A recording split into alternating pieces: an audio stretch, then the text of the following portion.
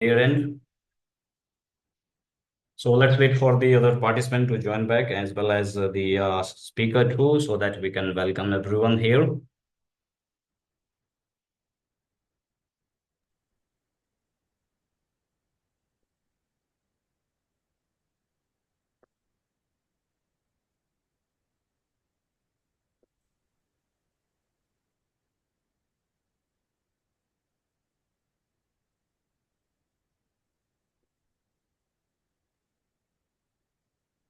So let me put the screen here first, so that till then the next facilitator has joined, and all the members can jump in.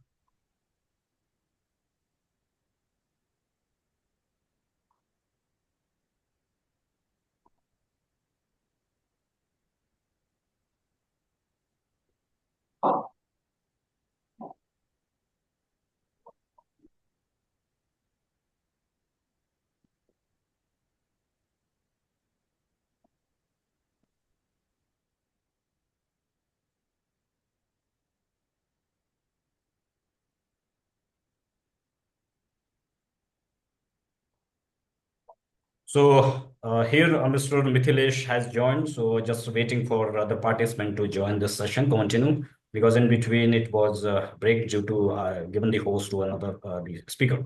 So now, so far, we have been covered about the first of the opening, which has been done by Mr. Dharam Rakshit. He is the head of HR and lead ER to the Hero Motocorp. He is the president for the National HRD Network, Rewari, and the Alba chapter. And then after the opening speech by Mr. Dharam Rakshit, we have been moved to the how to make ready your organization with the new labor code that has been delivered and facilitated by the Mr. Amit Malik. He is the HR professional and also the lead in the Hero Motocorp. He is the member of the NHRD session too. And now I would invite and like to welcome Mr. Mithilesh into this 2 days workshop or the 2 days that the conference on industrial relation. And here, first end, I welcome Mr. Mithilesh to just I'm here putting the screen off. I'm making to put you on the screen before that all the participants can join.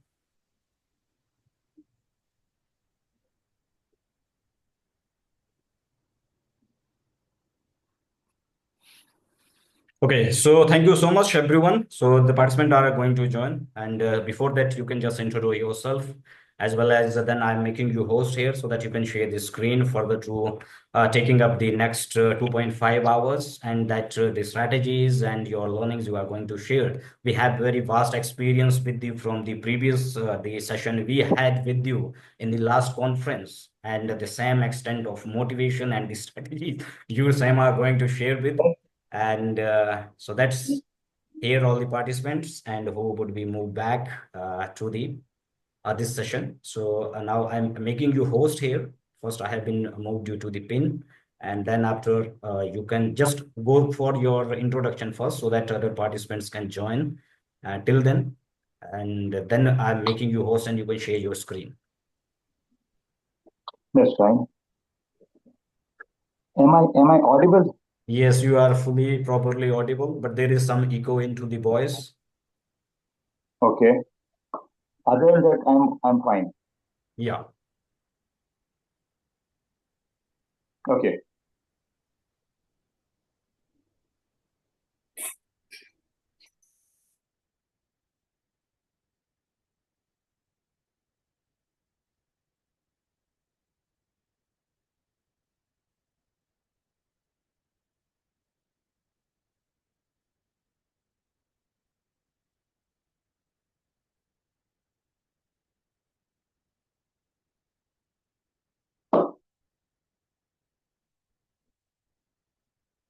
So now the screen, I'm putting it over to you as an host. So Yes, just give me a while. I can Yes, see you now. can start from here. So now you are the host. So screen recording and screen recording is with me, and screen hosting sharing is your end, and control is your Yes, end. So that's fine. now, yes, everything is fine. Yes. Good afternoon.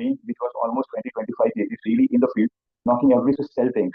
So that is how I've grown up. That is how I paid the fees of my school and my college, and that is how I studied.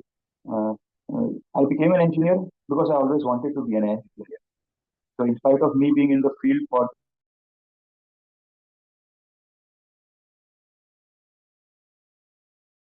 the whole day, I could crack my engineering. I became a production engineer. Engineering. What I did was I continued the same sales. The reason was I felt I should be loyal to the profession, which gave me the fees to become an engineer.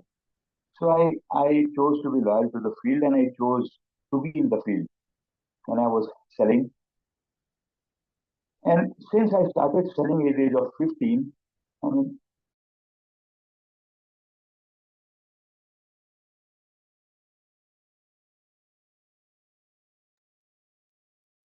Okay, he is just correcting the that connections. Then he's coming back. Just wait. yeah, Yeah. today the internet is behaving a bit funny. Okay, now am I audible, everyone? Again? Yes, yes, you are audible now. That's fine. That's fine. So starting at the age of 15 in the field, like I was the only child, working in the field, Will going allow me to knocking create doors. reports and dashboards and stuff. Right. So now what happens is I had a wonderful experiences in sales, knocking doors. I used to come across some wonderful uncles and aunties who used to buy anything that I used to give them just looking at my age. Now, what that did for me is built my belief that I'm a very good salesperson. That actually worked for me. And I used to close deals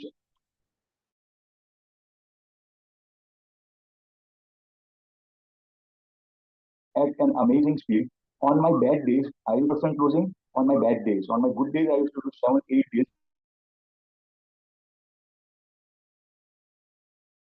out of 10. So I had that huge belief continued after I got into my business as well. So I had a very strong closing ratio. In 2001, something went wrong with me. And what happened is I couldn't close a single deal. And that is when I went to a psychologist.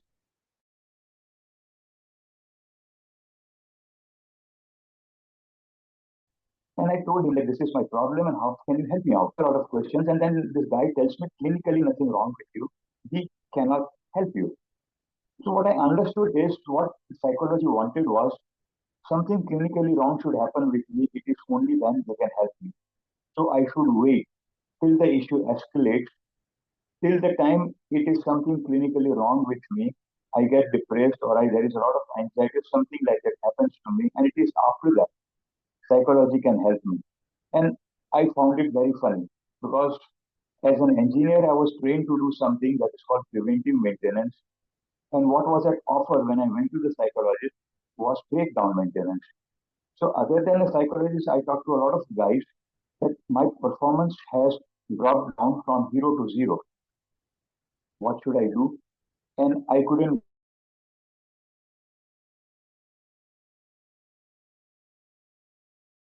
get any answer to my question. How should I get back to what I used to always do that I was habituated of? But I couldn't do that anymore. Now this is what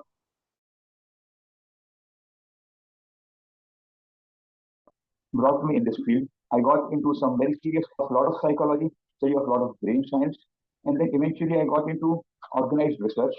And now what I have is 6 research papers published to my credit internationally. My area of work is brain, learning, and performance.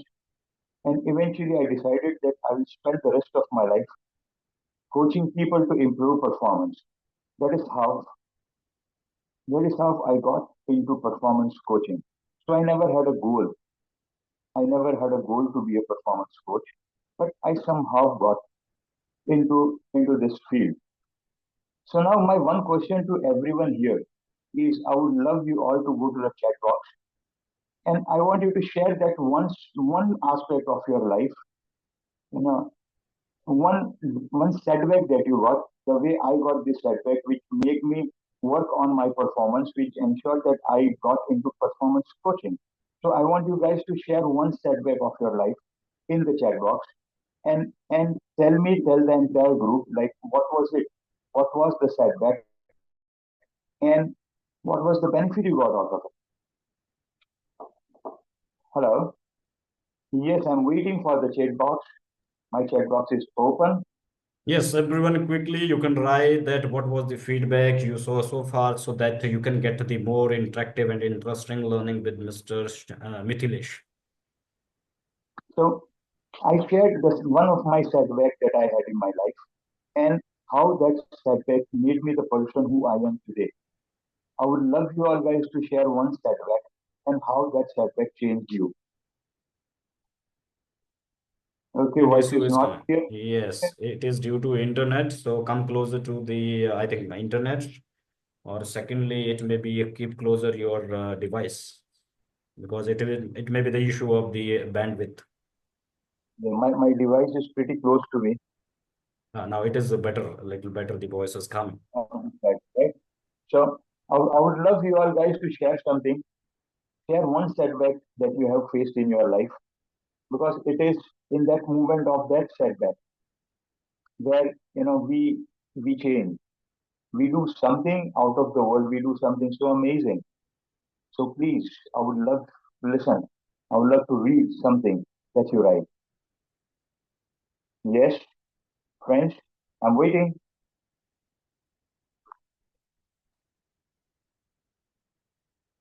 Anyone, if there is any setback you have been found so far within your life, or otherwise you can write in the yes and no so that your engagement. Okay, there is someone has answered the Yes, answer here. yes, there we are. We have someone coming in. Roshanand. Yes,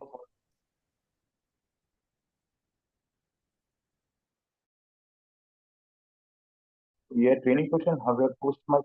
It is because of that labor and this you move towards HR, IR. That's it. That's how life works. Yes, please. Someone else, if you can share something.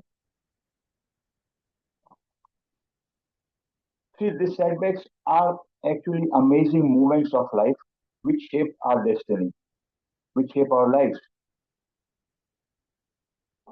And if the rest of my participants, if you don't have experienced that setback, please wait for it to happen because it is in that moment something so amazing is going to happen.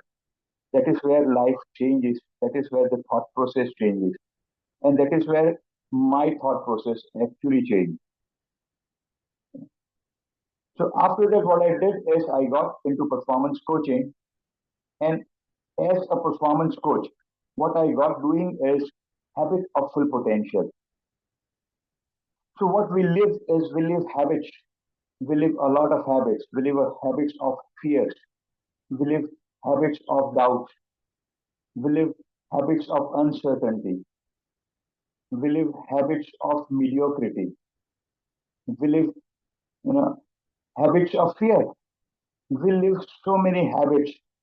How about living the habit of full potential? So when we live the habit of full potential, life is amazingly great.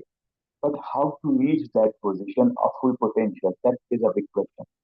How to start tapping into that full potential?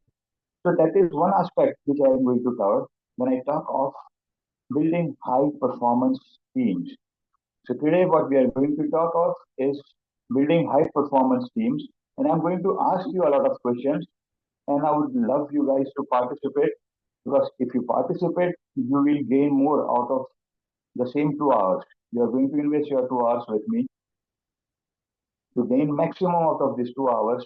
The rule is you are supposed to participate. If you participate, your take home value is always more. Make sense, guys? Type yes in the chat box if you agree with me.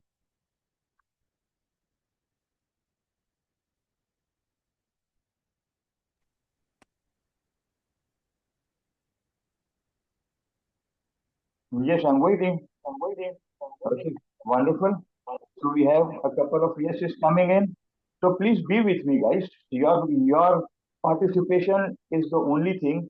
When you get into the chat box, there is the only one way I know that you are all with me because I can't see you all. That's the big challenge, doing it online. So building high performance teams. So the first thing is today's agenda.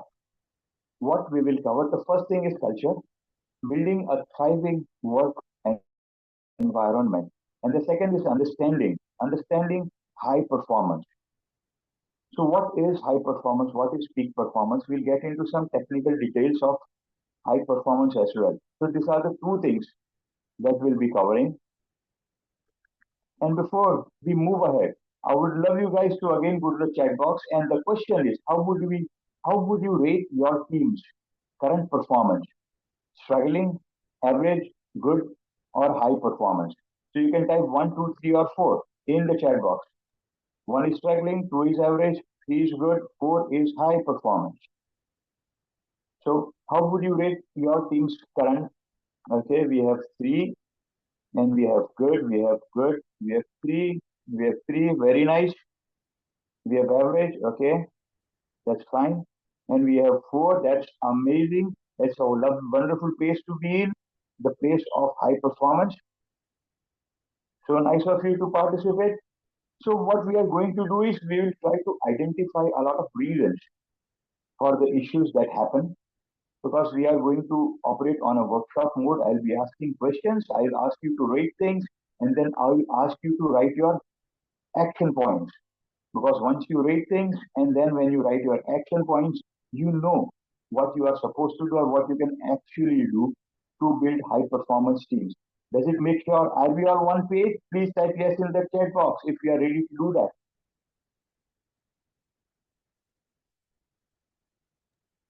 If you are ready Okay, to build everyone, quickly. So it sounds very interesting. So kindly write your the input into the chat. It would give a more briefs to you. Thank you so much for participating, my dear friends. So now the first question is, who is primarily responsible for building a high performance team? 1, leaders. 2, each individual team member. 3, the combination of both. Or 4, the organization's culture. Who is responsible out of this 4? It can be a combination, fine. I would love to see your answer in the chat box.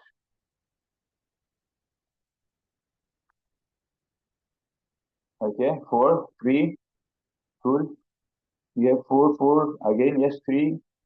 We have 4, very nice, we have 4, okay, good. Everyone was starting with individual, very nice. We have 4, great. So most of the answers were common. The most answer were organization, and then a few with individuals, and one with like it begins with me. That was one answer. So let us understand this. In a bit detail. I'll not get into a lot of detailing. Yes, every single person working in the organization responsible for it. Yes, Sharath, very well said.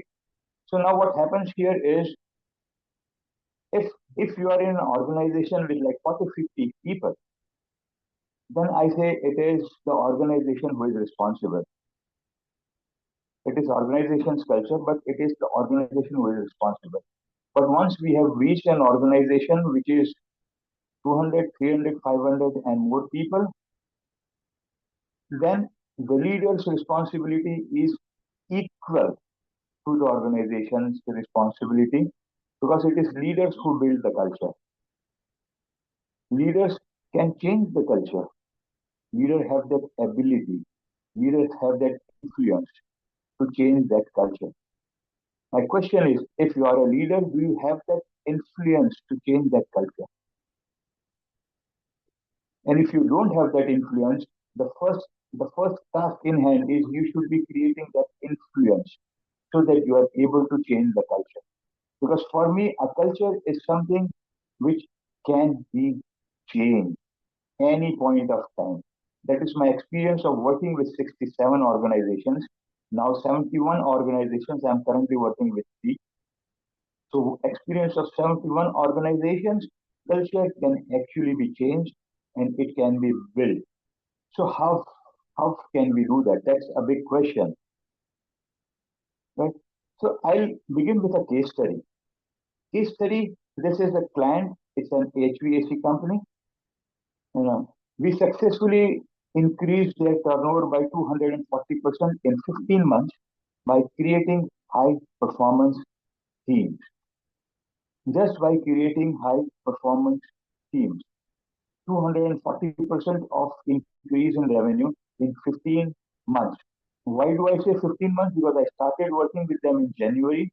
So 3 months of 1 year and the next year, 1st March to 31st to 31st, 1st April to 31st March, 12 months. So 12 and 3, 15 months. What we did is we could increase the turnover by 240% just by working on high performance teams. So how many of you think, guys, this is possible? Type yes in the chat box if you think it is possible.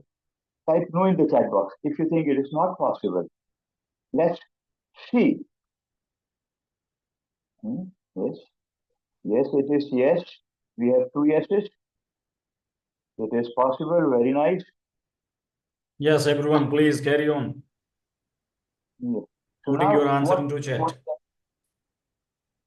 So now I'm going to share how we did it. I'm going to share stepwise. I cannot get into the entire detailing. I just have 2 hours, but I'll share how we did it. Would you be interested in knowing that?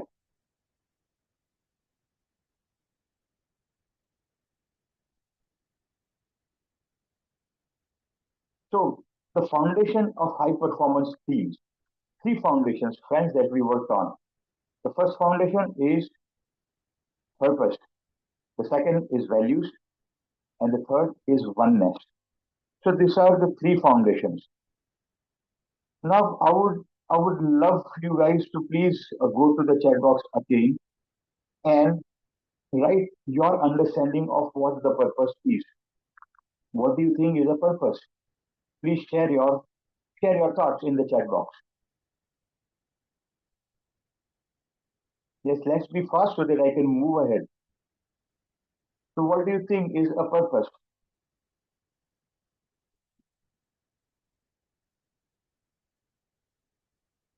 Okay.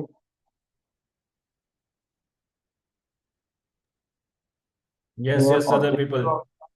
of purpose indicate goal. Okay, what else, guys? Please come up with your understanding of what is a purpose.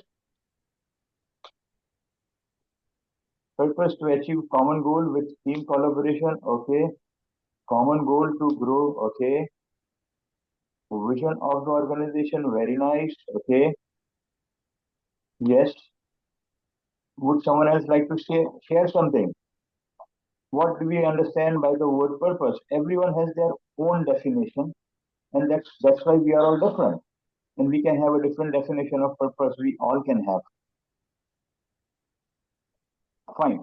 So now let us go to the second one, values. So what do you understand by this word values? Let's use the chat box again. What do you understand? Okay, to have common language, leader in segment. Okay, fine. What do we understand by the word values? Yes. Okay, principles. Very nice. What else? Please share something. Do right. Participation is the key. The more we participate, the more we learn.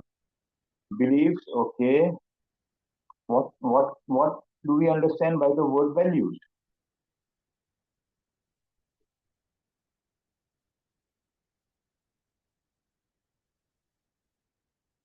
Yes, I'm waiting in the chat box. What do we understand by the word values? Okay, set of beliefs, principles, and standards that guide us. Very nice. Well said. So now this brings me to the third one. What do we understand by this word oneness? Oneness.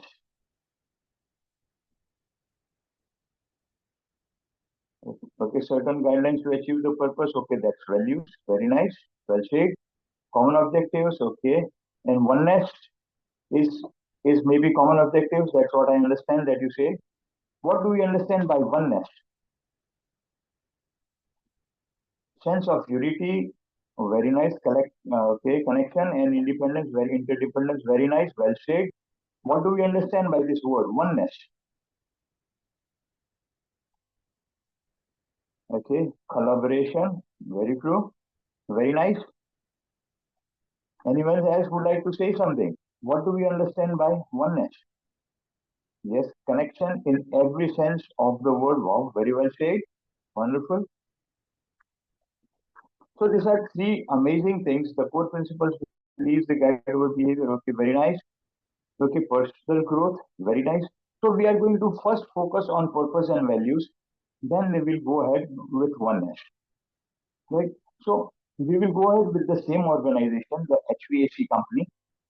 So let me just brief you about what this company used to do. This company is big time into pharmaceuticals, green room applications, FDA approved standards, and they are big time into this. So what happens is when a pharma company is getting built, the last agency which gets in is the HVAC company.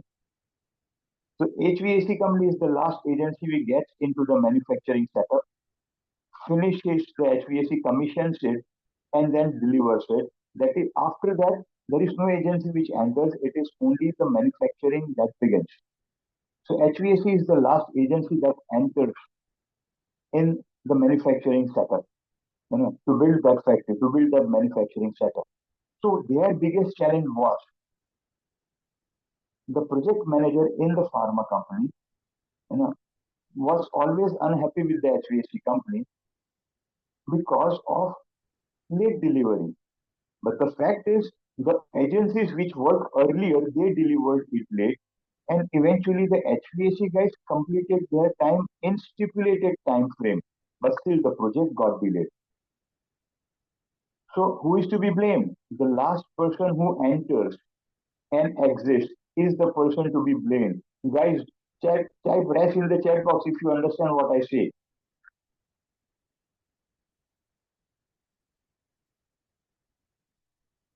Yes. Wow, thanks for participating. We have one yes.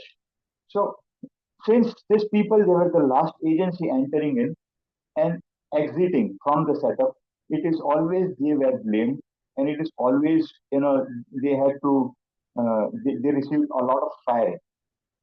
So based on this understanding, I asked them a lot of questions, a lot of questions. So let me first define purpose for you all. Purpose is, why does your organization exist? That is the purpose. Purpose has got to do nothing with the vision or the common objectives. Why does the organization exist? That is the purpose. If I ask you another question, what is the value that you add in the society or the country? Now, the value that you add, adding that value is the purpose of the organization, not the vision or the goal or the common objectives. Guys, I mean, do you all get it? Please type yes in the chat box if you get this.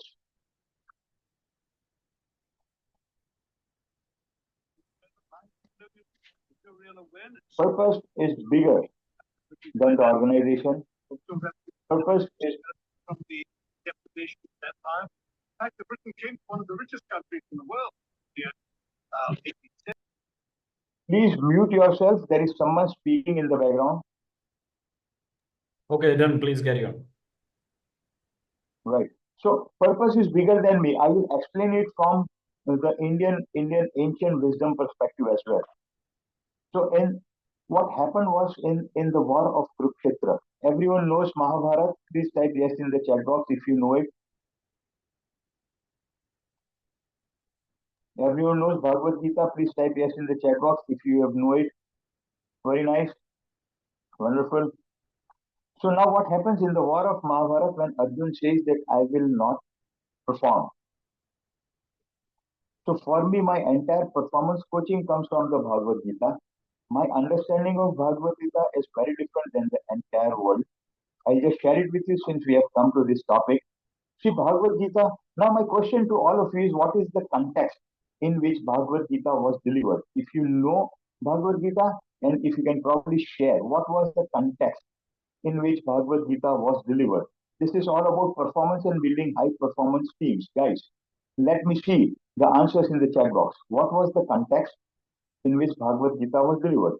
Dharma and karma, okay. And what else? Everyone can have a different way of putting it. And if you have the same, please do the same as well. Motivation and responsibilities, okay, wonderful. Yes, what else? Okay, philosophy of life. Okay, wonderful. Well said. Purpose. Okay, fine. What else? Leadership. Oh, good. Very nice. What else? Great. So I'll continue with my understanding. We have a lot of takes on it. So the context was, yeah, we have one more. Yes, believe in yourself. Very nice. Well said. So the context of Bhagavad Gita was simple. It is a situation where one of the best performers in the world says that I will not perform. This is the context. I'll repeat it. The context is one of the best archers the world has ever seen, one of the best performers of warfare in the world said, I will not perform. This is the context of Bhagavad Gita. Do we all agree? Type yes if you agree with the context. The context is one high performer says, I will not perform. That is the context in which Bhagavad Gita was delivered. Right? So what you all said is like small aspects of it. But what I'm talking of is the context. Why was it delivered? It was delivered because one person said that he will not perform. Well, you say somewhat, but if you look at it from a very practical perspective, it is a war situation and everyone is there to fight the war.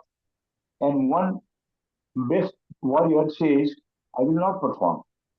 What if he would have not said that I will not perform? Would Krishna have delivered Bhagavad Gita? There was no chance, my friend. Bhagavad Gita was delivered only because this one gentleman said, sorry, I will not perform. So the context is simple. One person, one real good performer says, I will not perform. And here comes in the best performance coach the world has ever seen. He takes 45 minutes, 18 adhyayas, 700 slokas, and makes sure that this guy performs. So for me, this is a performance coaching encyclopedia of the world. There is nothing spiritual about it. Yes, there is leadership, there is purpose, there is philosophy of life, but it was delivered in a context to make a non-performer into a performer, to transform someone who was going through neurosis into a high performer. So the context was fairly simple. The context was to ensure that Arjun performs. Guys, make sense? Type yes in the chat box if we are all on the same page.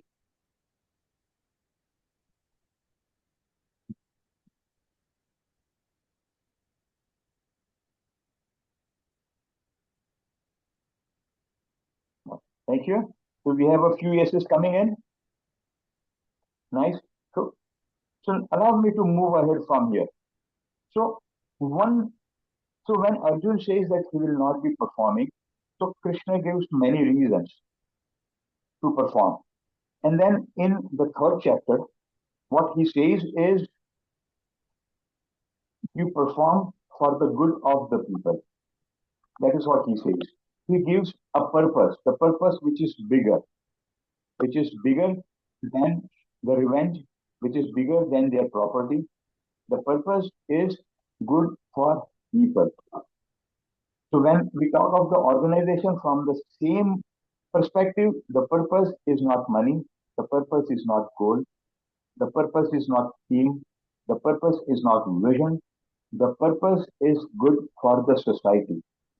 So that is why I ask this question. What is that value that you add in the society or in the country? The value that you add is the purpose. Hello guys, all with me? Type yes in the chat box if we are slowly getting clearer to the purpose.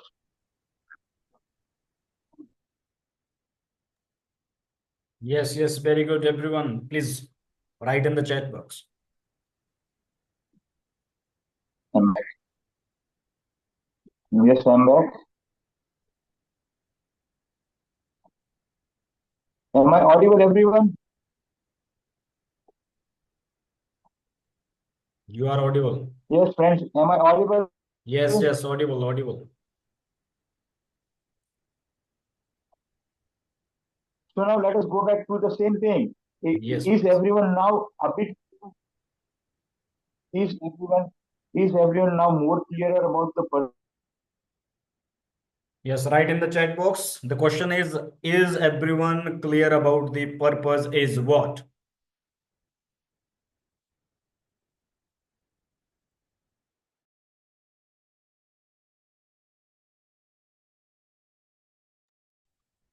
Yes, yes, yes, move on, please.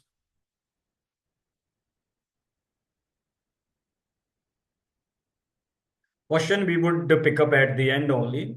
So we will revise everything. However, maybe the purpose when all the three would be concluded and then the purpose would be defined by the facilitator.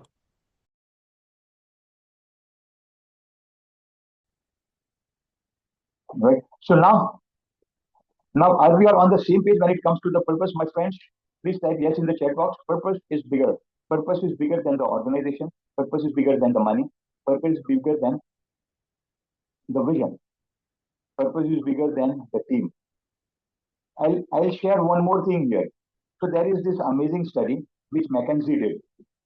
This this study happened during the COVID phase, right? And during this study, what they concluded is people who feel they are bigger, people who feel they are a part of a bigger purpose, they are more happier and more productive. I'll repeat this. I'll repeat this. People who feel, employees who feel they are,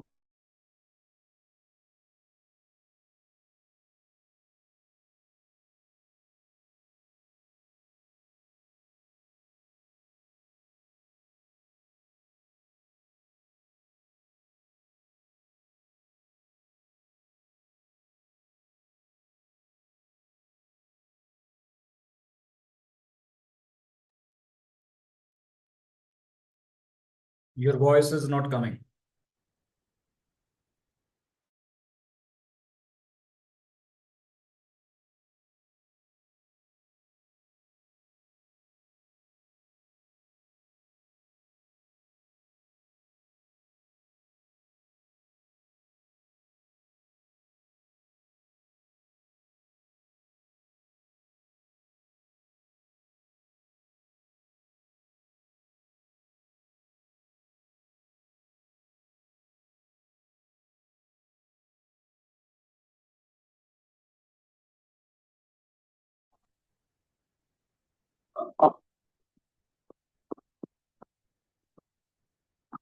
hello, am I audible? Yes, you are audible. Please carry on.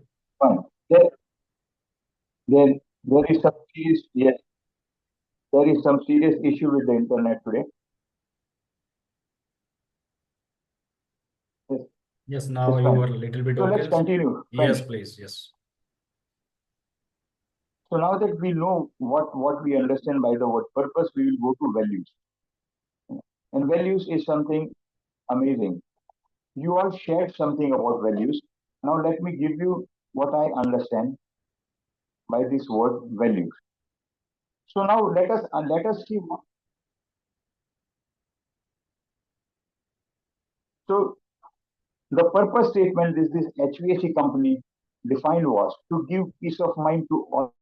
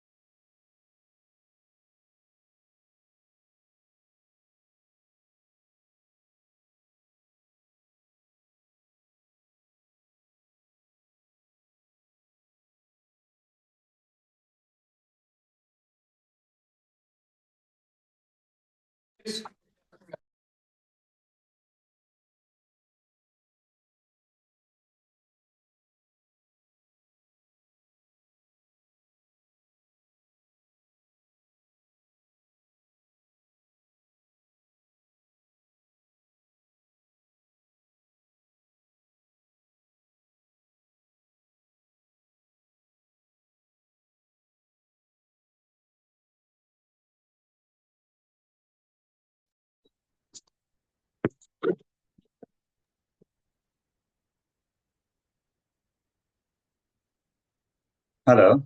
Yes, please. You are now audible. Am I audible? Yes, sir. So I just logged in from my mobile. Yeah, please carry on. If there is some very serious issue with the network happening, I thought let me just try doing something different. Now your voice is also clear. So what about the presentation sharing? It would That's be okay. sharing. I don't need the presentation. I just talk to people. So now the better thing that I have is I can see everyone, and I would request everyone to please start your videos, and we will just start. We don't need a PPT. We'll just start. Can you share the PPT on my team so that they can bring it to here? So that something that you have, so that we can also run the slides. That would be more interactive for the participants. Or else, if the connection is not stable, you can also send across the PPT to us, so we can able to refer at our end also. Sure, I'll do that. I'll share the PPT. That's fine.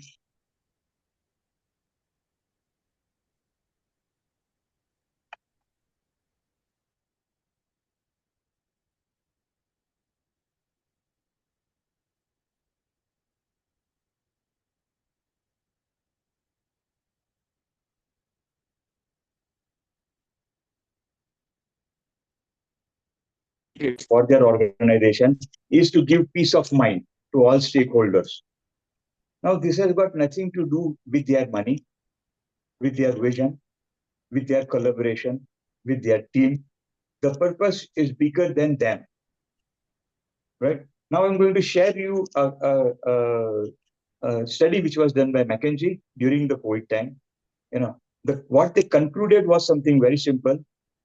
People who feel that they are a part of a bigger purpose, they are happier and more productive. That is an amazing study done by McKinsey, which also confirmed that the purpose is bigger than the organization, the vision, the team, and everything. It goes beyond things. And the third thing that I am going to share with you guys is again very simple. The third thing that I'm going to share with you guys is one more study which was done. This study was done on 25 fastest growing companies of the world. There were a group of 28 psychologists who studied 25 fastest growing companies of the world to find out what were the common things in all these companies. That is why these companies are going at this speed. They are not the 25 biggest company. They are the 25 fastest growing companies of the world. And the conclusion was there was only one thing in common in all this organization. And what they call it is MPT. MPT. They call it massively transformative purpose. Purpose which is so huge that it can transform the entire humanity. It's for just a sake of example, one of the companies, SpaceX, and the purpose is making the human species multiplanetary. Purpose is far beyond my money, my vision, my goal, my team, my infrastructure, my growth. Yes, massively transformative purpose, MTP. So it is a purpose which goes beyond. So all these companies had purpose which was so transformative that they could transform the entire humanity. Example, SpaceX, the purpose statement is making human species multiplanetary. So it's a purpose which can transform the entire humanity. So for growth, what is needed? That is a purpose which is bigger than me, my money, my organization, my vision, my salary, my family, my property, my car. It goes beyond that. It is only in that case, it is a purpose. So what the HVAC company said, the purpose was to give peace of mind to all stakeholders. To give peace of mind to all stakeholders. Now, it's not about their money. It's not about their property. It's not about their vision. It's about peace of mind to everyone. Why? Because they were in an industry where they struggled with their peace of mind. Their clients struggled with their peace of mind because they were the last to enter in the factory premises. They were the last to go out of the premises. Or वही गाली सुनते थे. The other agencies were late, and because of they got the opportunity to work late, they could finish late. But they always got the firing. Why? They were the last people to get out of it. That is why they designed this purpose statement after a lot of brainstorming and a lot of working to give peace of mind to all stakeholders. Now, this was an amazing purpose statement that they came up with. Then comes the next step. After purpose, we go to values. Guys, all with me about purpose. Like, does it make sense? Please type in the chat box. Type yes in the chat box if it makes sense.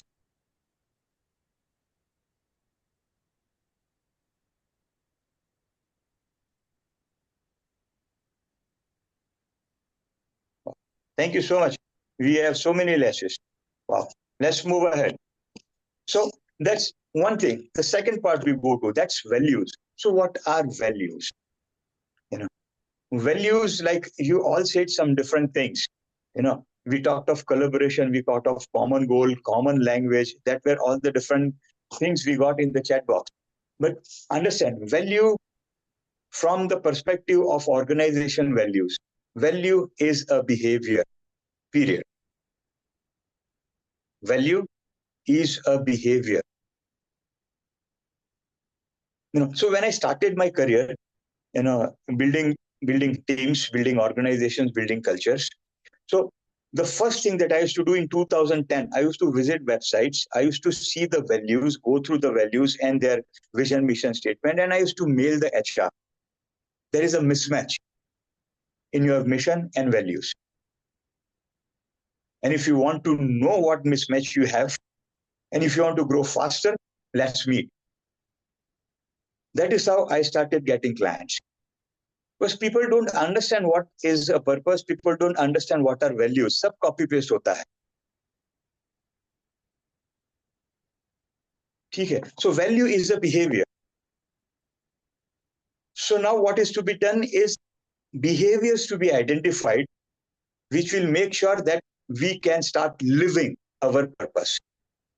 Purpose ko jeena hai. We are supposed to live that purpose. So now what are the behaviors? What are the behaviors? When we fall in these behaviors, when everyone in the organization fall in this set of behaviors, that is when we start living our purpose. Right? So that is how we started a lot of brainstorming and identifying the values of the organization. So they identified 6 values. I'm going to just share those 6 values. You can write them down because I don't have the PPT to show you. The first value they identified was accountability. The second was communication. The third was teamwork. The fourth is innovation. The fifth is continuous learning.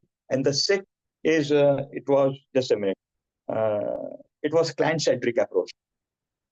6 values is what they identified. These are 6 behaviors that they identify. If everyone from the top to bottom fall in this behavior, that means we will be living our purpose. So depending on the purpose, we need to define the values. So accountability, there is a lot in accountability, but for their purpose, they need to define accountability. What would be how would they define accountability? How would they ensure that people are accountable, and this accountability ensures the purpose? So that is to be defined next. So for that, what they did is they split individual values into smaller values. Okay, fine, I'll repeat it. So the next step, what we did is we defined individual values. I'll give the example of communication. So communication, one value, it was split into 3 values. One behavior split it into 3 behaviors. Now what is to be focused on these 3 smaller behaviors? And there is 3 behaviors. If everyone is these behaviors, that means we are living our purpose. Depending on the purpose statement, these 3 final behaviors, they change. Communication can remain the same. Guys, make sense, type yes in the chat box if we are all on the same page.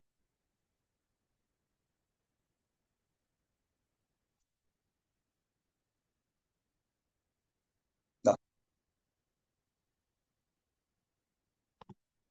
So I'll give the example of communication, then we move ahead. Right? So communication was split into 3 smaller values.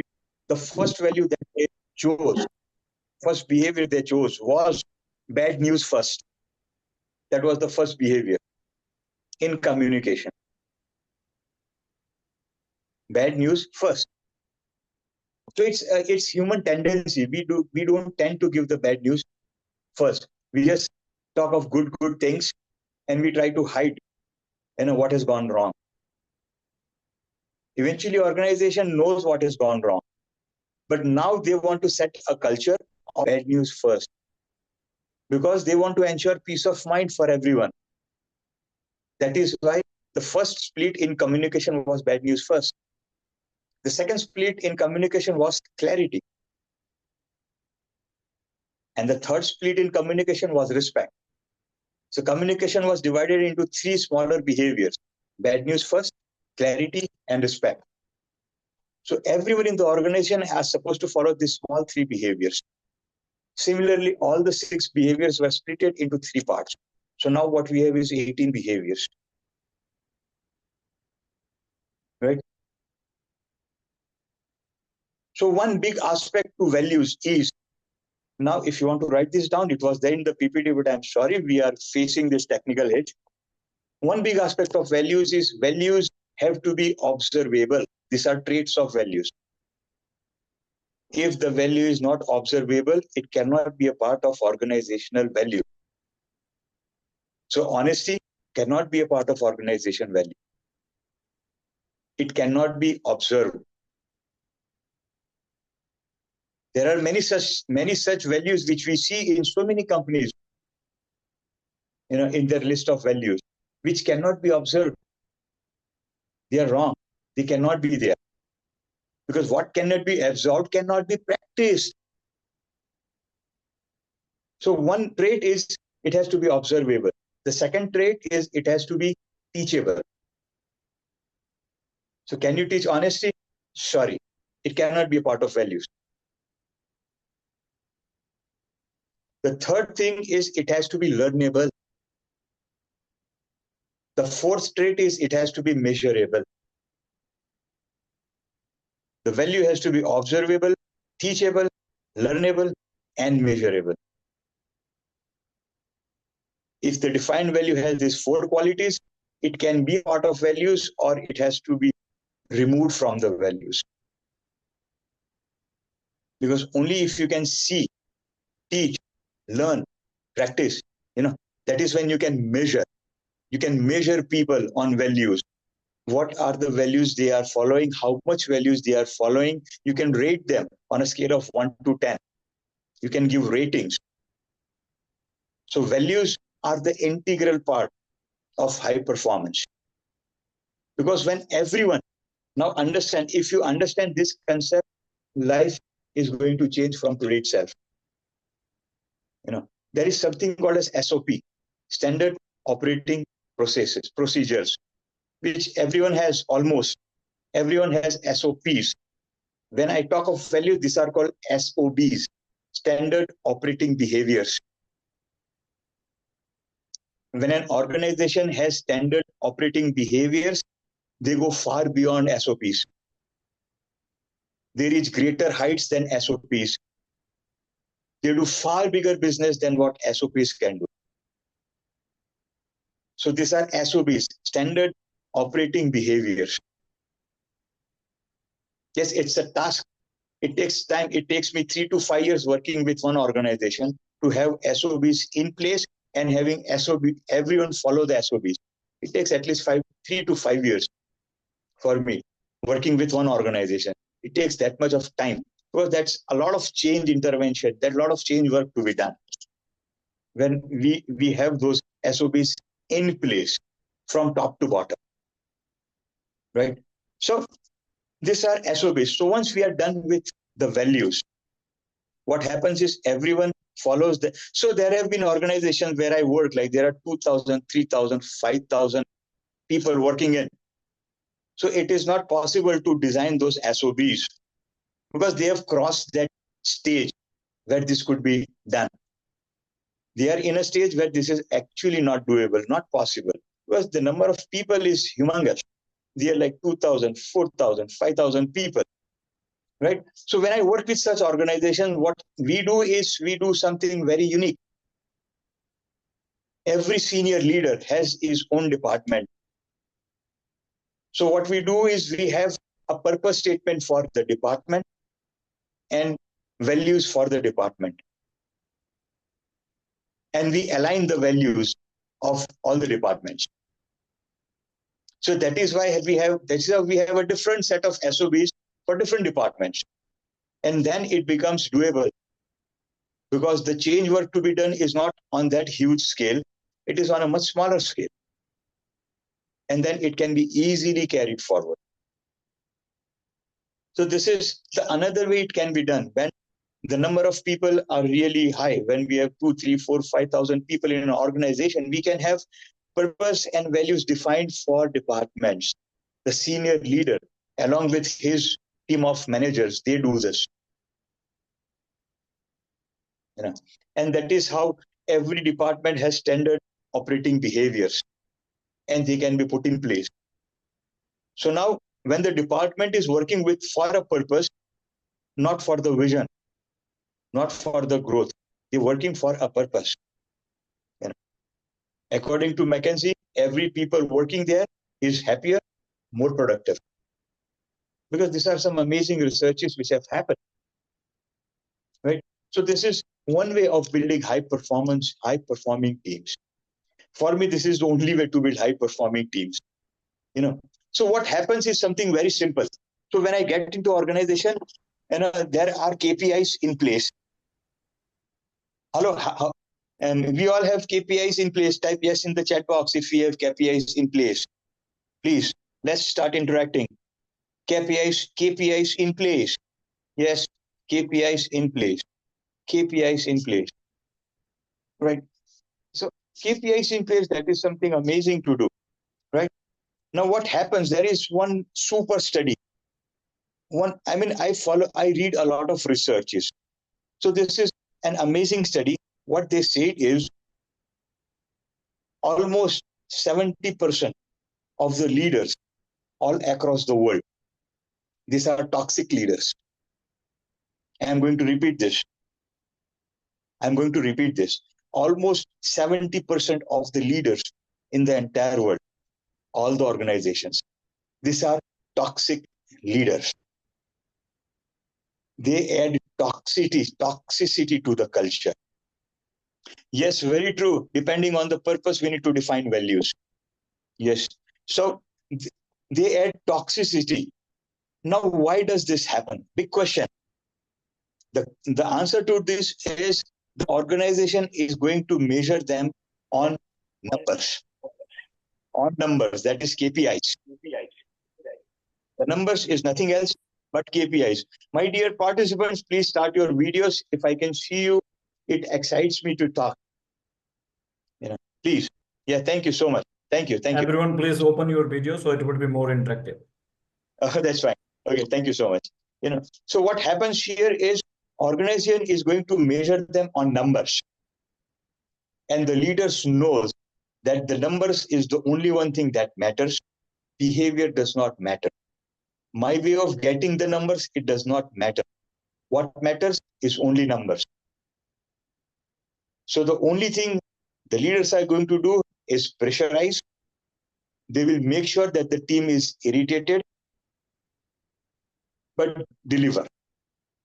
And that is why 70% of the leaders in the world are toxic leaders. They add toxicity to the culture. Now, what happens when we work with values? So wherever I work, we have a performance value matrix in place. I had 2 slides for this, but I'm sorry, we won't be able to do that. Yes, that is a fact. That is a fact. Approximately 70%, at least 70% of leaders around the world, these are toxic people. Why? Because only numbers matter. The HR is going to measure them on numbers. Only numbers matter. And they are focused on getting those numbers by hook or crook. Number आना चाहिए. कैसे आया? Not important. कितने लोगों को irritate किया? Not important. कितने लोगों को लाइफ मिजरेबल कर दिया? Not important. नंबर आना चाहिए. That is why these are all toxic people. ठीक है. So when we put the value performance metric in place, I just want you to make 4 quadrants. ठीक है. जो हॉरिजॉन्टल लाइन है, लेफ्ट साइड पे लिखिए हाई वैल्यू, राइट साइड पे low value.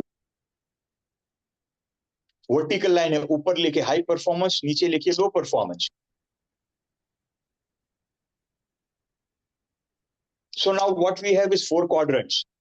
The top left quadrant is high value, high performance. The top right quadrant is low value, high performance.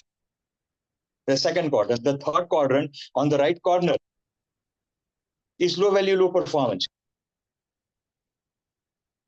And the fourth quadrant, the left corner, what we have is low value, high performance. I'm sorry, high value, low performance. So we can actually identify people. When we rate them, sure, I'll go a bit slow. So when we rate people on a value performance matrix, what happens is the leaders start focusing on behaviors. They start focusing on communication, on clarity, on teamwork, on collaboration, on continuous learning. They start focusing on building people. They start focusing on building teams. They start focusing on informing and inspiring people. Why? Because we start measuring values as well.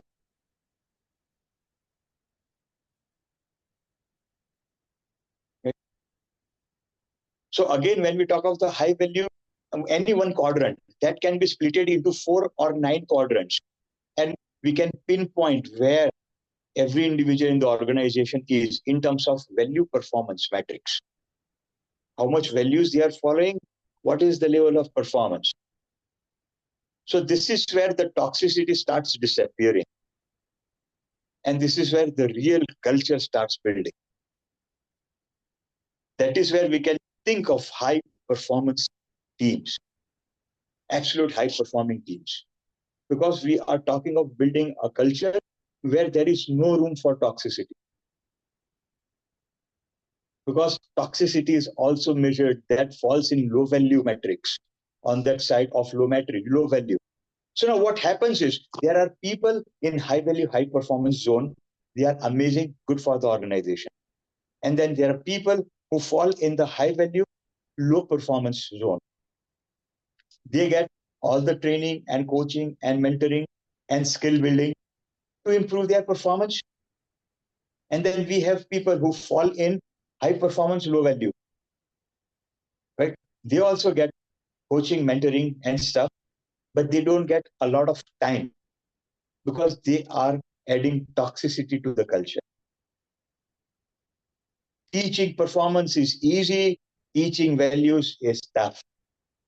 That is why we need to identify people who are in this zone of high performance, low value.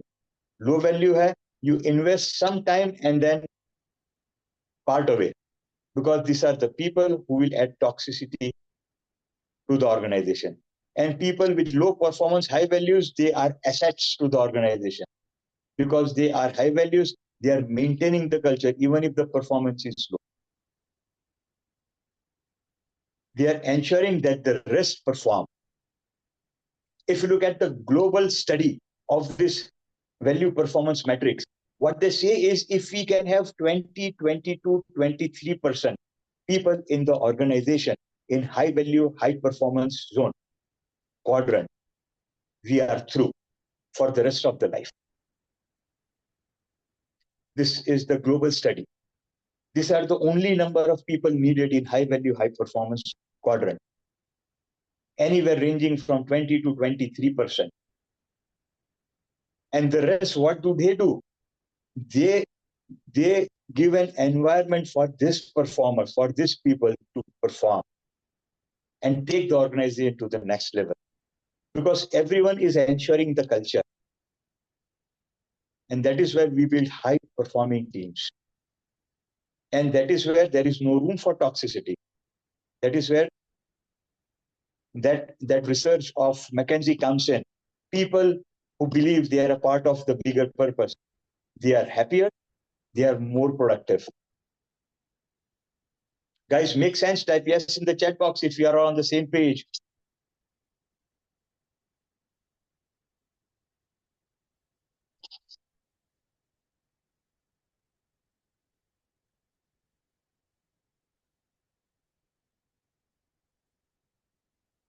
No.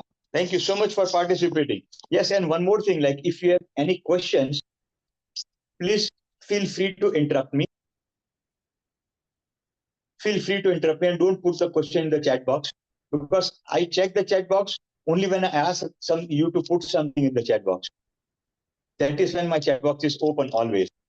If you have a question any point of time, feel free to unmute yourself and ask me then and there. नहीं तो पीछ बाद में रह जाएगा.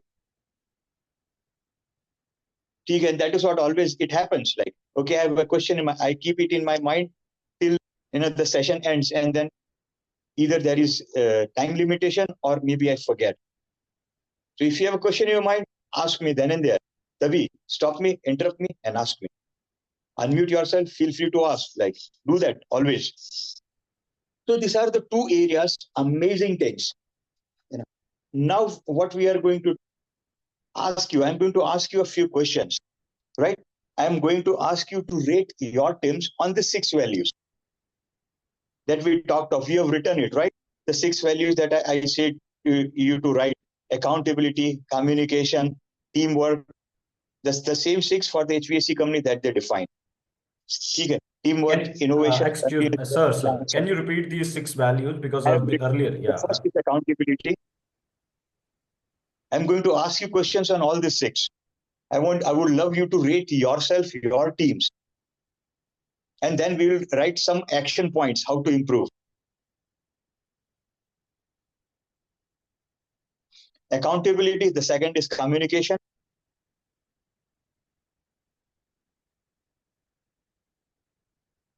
The third is teamwork.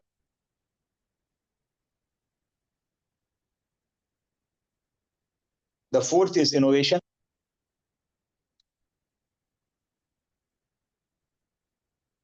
The fifth is continuous learning.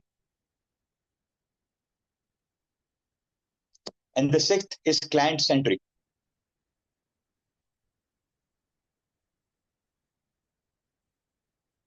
Okay. The sixth value, client-centric, gives me a thought. Who is a client? Who is the client? You can unmute and talk to me. You can write in the chat box. Who is a client? Upstream, downstream, whosoever is receiving our services. Please come again. Upstream and downstream, whosoever is receiving our services. Okay, whoever is using our services. Yes. Any other concept, any other idea about a client? Anyone who gives you business. Okay, fine. Good. I'll share my understanding of a client. So there are 2 clients. One is an external client. One is the internal client. Everyone in the organization is my client.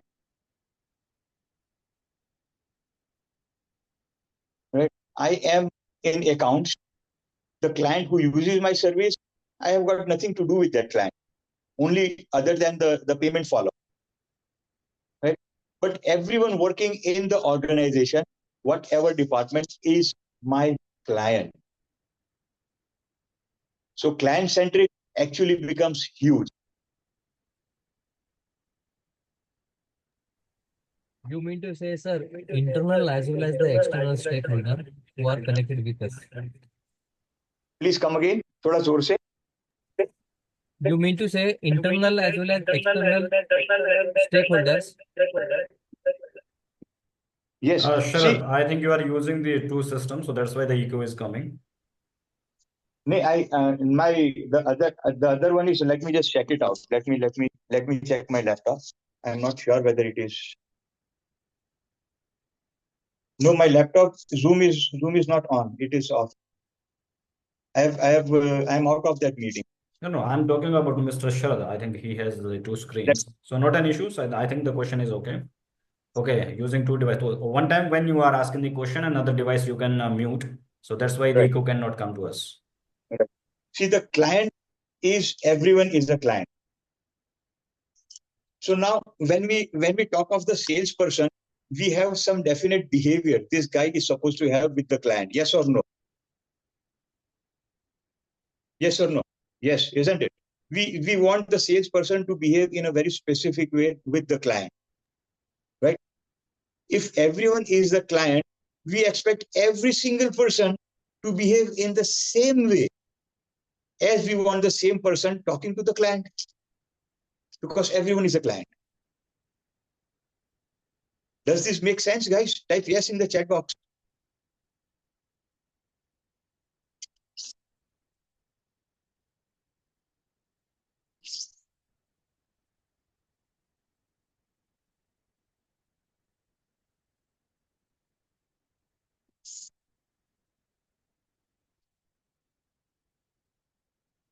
Right. So what happens is client-centric. I just wanted to focus on this because this was one value which normally gets misunderstood. So now I'm going to ask one more question. How would we define a client?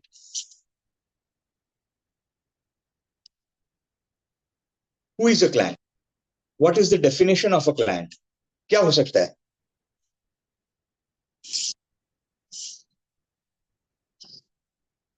We can use the chat box. Yes, feel free. Who is a client?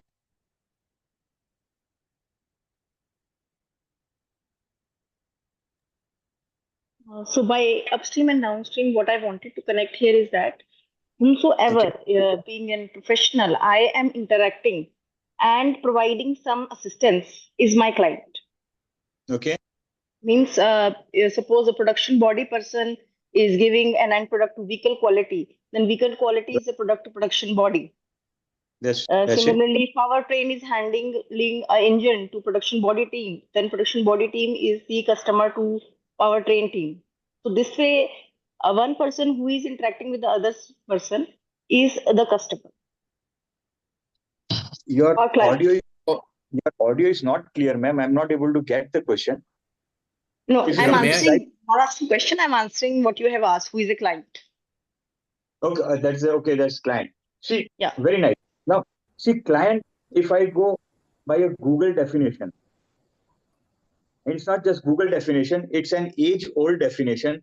Client is the person who is under my protection. Client is the person who is under my protection.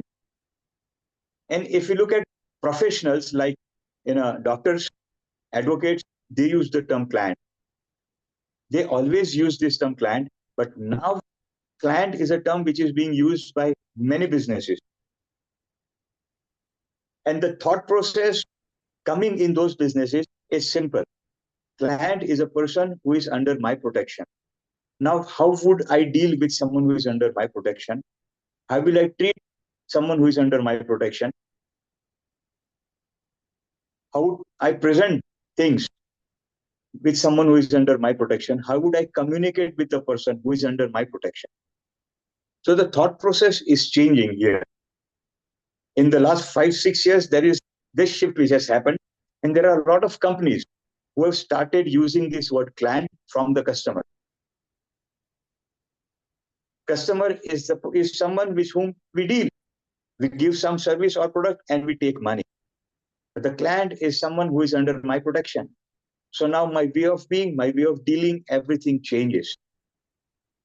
And that is where people start growing. That is where organizations, the sales बढ़ जाता है, revenue generation बढ़ जाता है, just by this shift in the thought process of the salespeople. That He is not someone whom I'm selling something. This is a person who is under my protection. Now, how do I talk? How do I deal? How do I communicate? How do I greet? Everything changes. Makes sense, guys? Type yes in the chat box if it makes sense.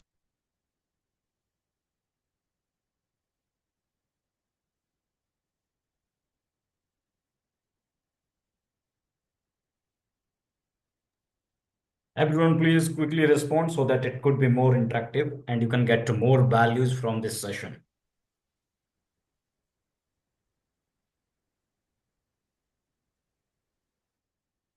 No. So we have a few interactions, a few yeses coming in. Thank you so much. So that's how values matter. That's how purpose and value in combination. Purpose stand alone can do nothing. Values stand alone can do nothing. But purpose in combination with values can build high performance.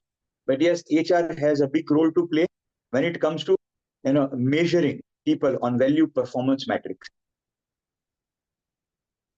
When we start measuring values and we see all the organizations that I've worked in, increments happen on value performance metrics. There have been instances where I've worked with organizations, people delivering better numbers get lesser income increment than people delivering better values. Everything is value driven. Increments are value driven. Promotions are value driven. Interviews are value driven.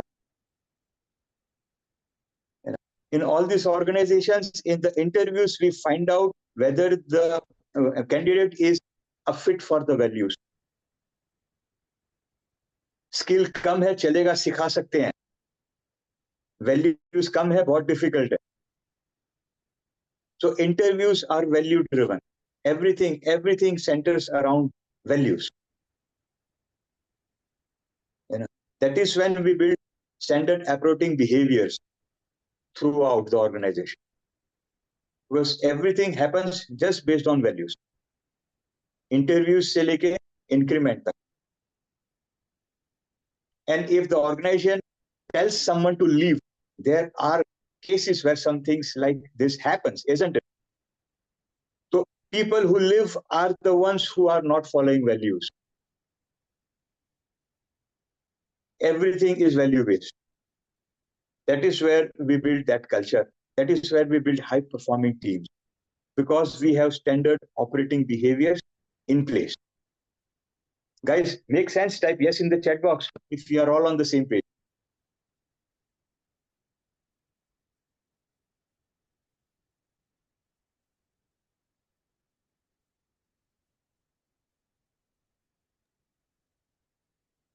Yes, everyone, please write on the chat box because there are only 3 and 4 responses are coming.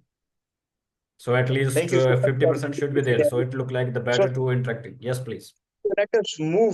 let us move to the next agenda before that I shared the 6 values and I'm going to ask you a few questions I'm going to ask you to rate your team right so the first question is what is the biggest barrier to accountability in your team and I'll give you 4 points out of these 4 what do you think is the biggest barrier to accountability in your team first one lack of clear expectations the second one is fear of making mistakes yes what is the biggest you are right Anna. So the first option is lack of clear expectations people don't know what is expected from them clearly the second is fear of making mistakes where people fear making mistakes the third is no follow-up from the top leadership and the fourth is unclear roles and responsibilities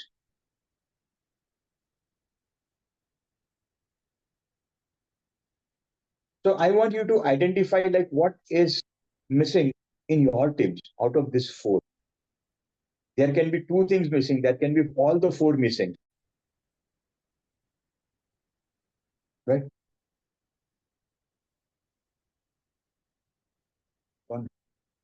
So now the next thing to be done is I want you to think of one action, one small little action, maybe 3 action steps. If you take these 3 steps, you will be able to counter these challenges.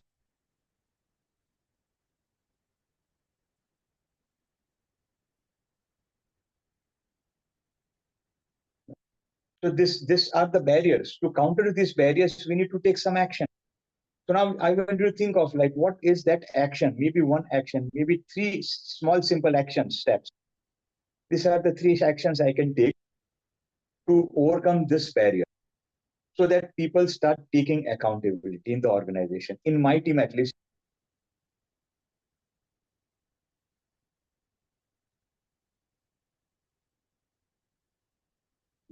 so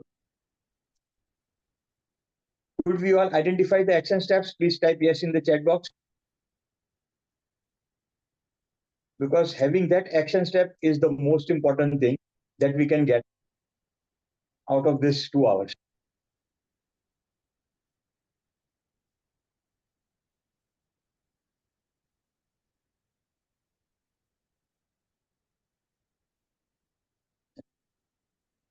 Because till now, what you got is understanding of purpose and values, importance of it, the metrics. But now we will start working on the actual challenges and how you can overcome those and putting things in place. Okay, very nice. 3 steps, OKR, provide adequate support and expectation of stakeholders. Very nice. Well said. So these are the 3 actions you will be taking. I mean, for the rest, they can be different set of actions because every situation is different. Every team is different. Every team is facing a different barrier. Right? Yes, and no need to write these 3 points here in the chat. Just type yes if you have your action step ready so that we move ahead.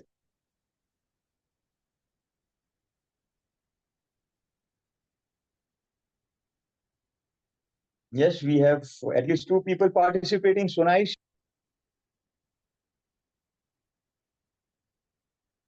So let us go to the second value, which is communication. So there are challenges in communication. I'll give you 4 options again. 4 points. The first one in communication is lack of clarity. The second one in communication is poor listening.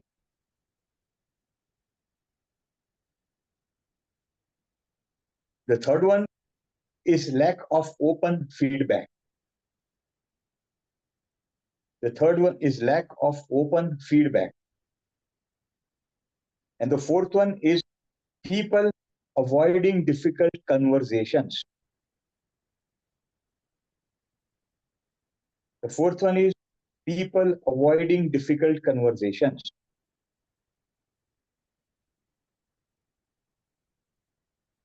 Okay. So I want to identify what is the barriers in your team. Okay, we have Dheeraj 1 and 4. Very nice. Thanks for participating, Dheeraj.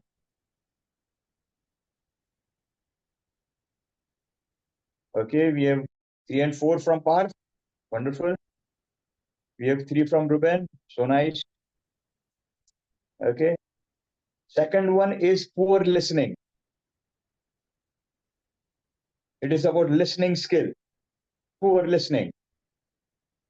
Okay. Yes, we have 1 and 3 from Nikhil. Wonderful. So nice. So now, again, we are going to do the same thing. I want you to identify those 3 simple action steps.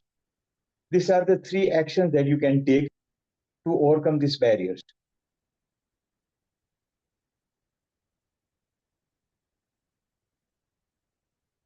So we have 3 of them for Sharat. So now the job is to identify the action. What is the action that you can take to overcome this barrier? Write at least 3 actions. And once you have written those action steps, please write yes in the chat box so that I know like we are all moving ahead and then I can go to the next point.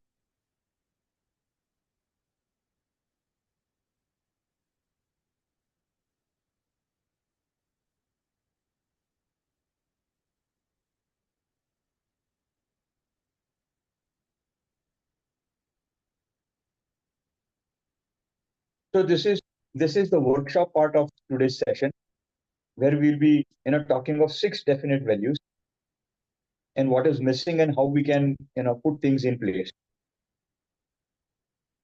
And once we are done with this, then we'll go to oneness, which is one of the most complex things in the world.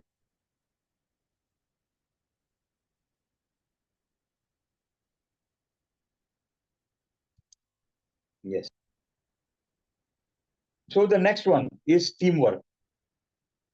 Teamwork. Which aspect of teamwork your team needs to improve the most? Which part of the teamwork your team needs to improve? And your 4 options are: the first one, trust and collaboration. The second is open communication.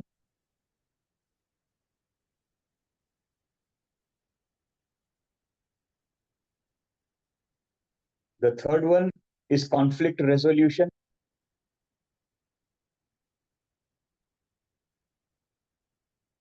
And the fourth one is shared ownership of goals. I'll repeat the 4. The first one is trust and collaboration. Second one, open communication. The third, conflict resolution. And the fourth, shared ownership of goals. So what do you think your team needs to improve in this 4?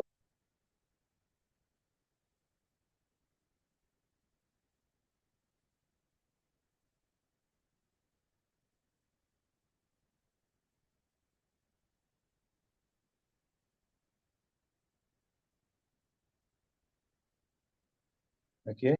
Viraj comes up with 2. That's open communication. Nice. Okay. We have Sharad with 1 and 3.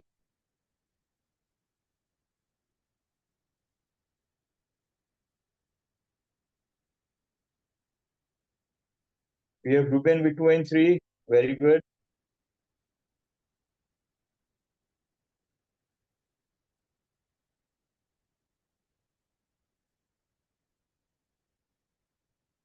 Yes.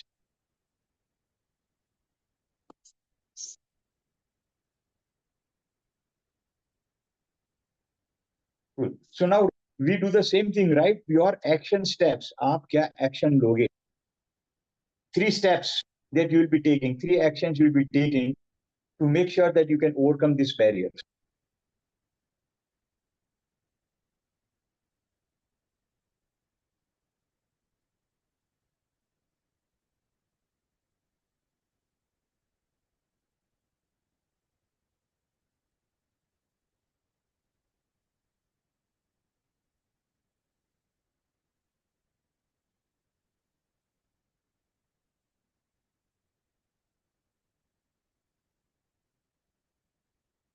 So, now let's go to the next one. That's innovation. Innovation. So what do you understand by the word innovation? Let's begin by defining innovation. Let's use the chat box and start communicating. What do you understand by the word innovation? Everyone can have a different definition of innovation. Okay, yes. Wow, Sharad has shared actions. Very nice. Good.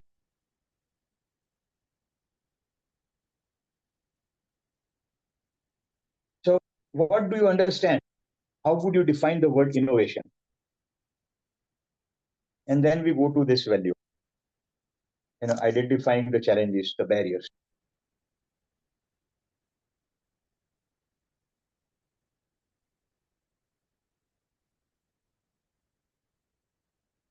Yes, my dear friends, please start your videos. Let me see you all. Let's talk on innovation for at least 3-4 minutes and then move ahead. So what is innovation?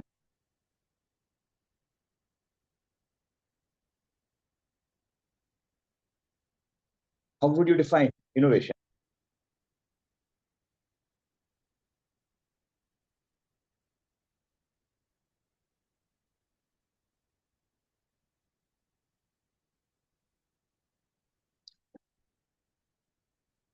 Come on, my dear friends. It's a very common word that we use very frequently.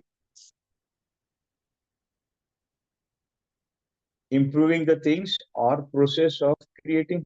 Good. Thanks, Dheeraj, for beginning this. Creativity in regular work activities, that is innovation. That comes from Sharad. Okay, very nice. Wonderful. Different idea. So nice. Cool. Yes. So from what you have shared, my understanding and your understanding of innovation is the same. So let's move ahead and identify the barriers in innovation. Right. So what stops teams from being innovative? What stops people in your team from being innovative? The first, fear of failure or taking risk, that stops them. Lack of time or resources, that stops them. Resistance to change, that is the third one that stops them. And the fourth one is no structured innovation process.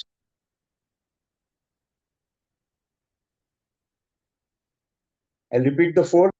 The first one is fear of failure or taking risk. The second is lack of time and resources. The third is resistance to change. And the fourth is no structured innovation process. We have Sharad with 1 and 4. Nice. You have Dheeraj with 3. Wonderful.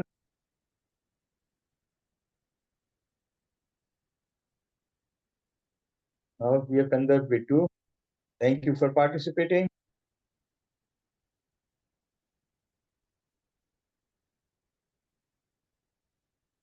Now we again go to the same question. What are the 3 actions that you will take to overcome these barriers?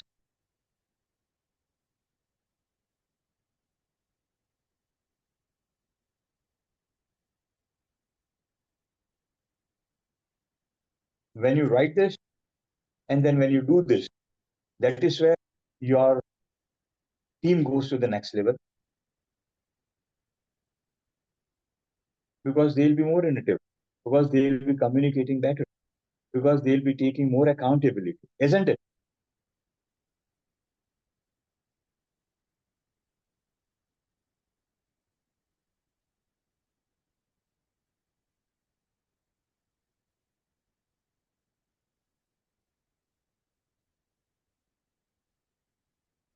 Okay.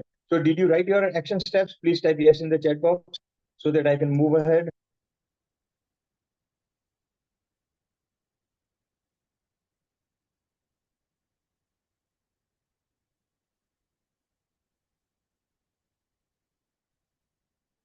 Okay, we have one yes coming from. Cool. Let's move ahead. So the next one is continuous learning. We are just left with 2 of them. Once we are done with these 2, we will again go back to oneness, which is going to be one of the out of the world topics and an absolutely new understanding and learnings for the entire group. Right. So what is the biggest challenge in fostering continuous learning? The question is, what are the barriers to continuous learning in your team? The first one, lack of time for learning. The second one, no clear learning map, no clear learning roadmap. The third one, resistance to new ideas and methods. Repeat the third one, resistance to new ideas and methods. And the fourth one, no incentives or recognition for learning. The fourth one, again, I'm repeating, no incentives or recognition for learning.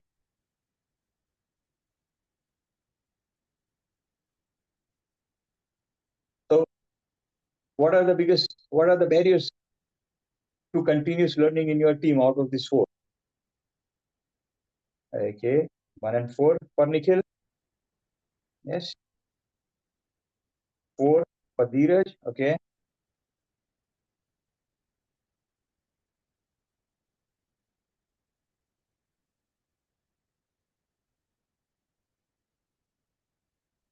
Yes, my dear leaders, please Please share your challenges in the chat box. Just share the numbers.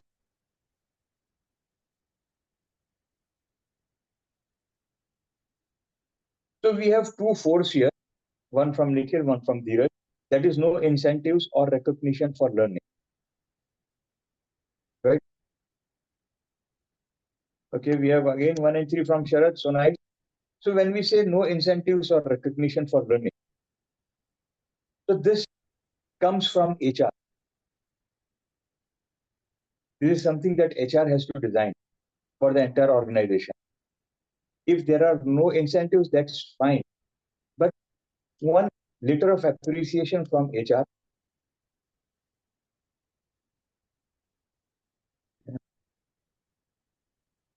one announcement in the WhatsApp group that so and so gentleman has gone through this learning program.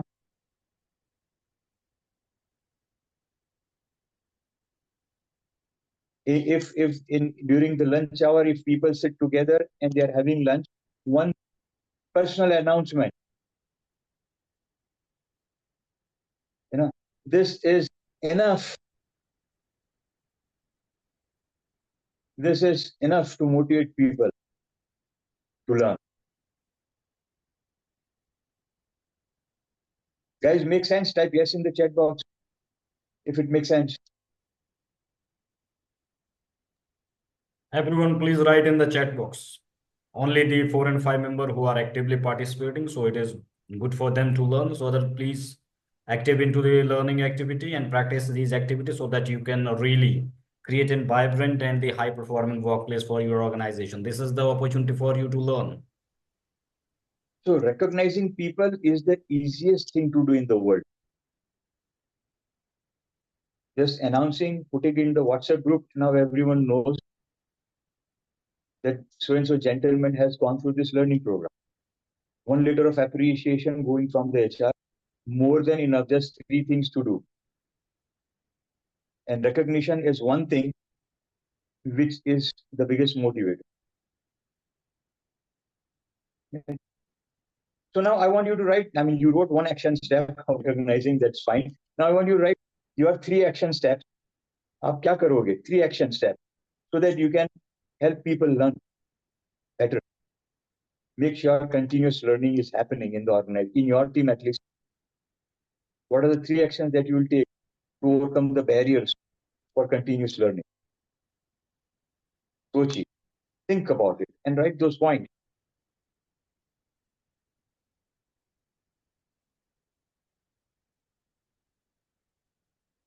Yes. Well, nice, Nikhil. Training and team building programs are amazing. But when we talk of learning, it is not just training and team building program. Learning is many things. Other than this, learning is not just teamwork, not just collaboration, not just, it can be learning English. हो सकता है ना? It can be learning table etiquette. It can be learning how to dress. Yes.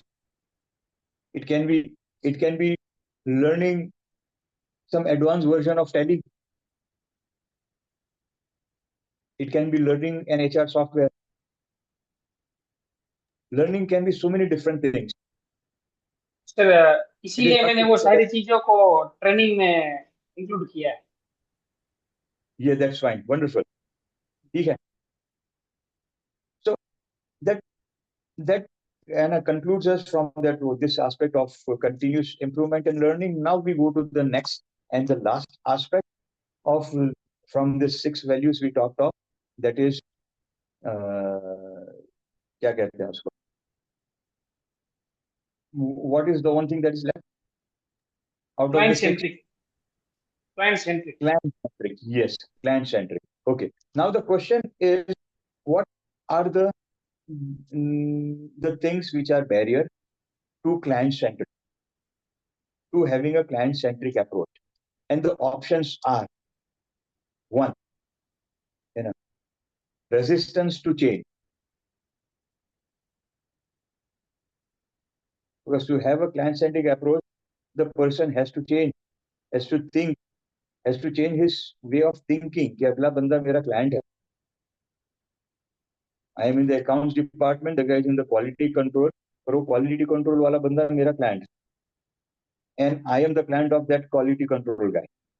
It needs that change of thinking, right? So that is resistance to change. Right? The second thing for the client-centric approach is response time.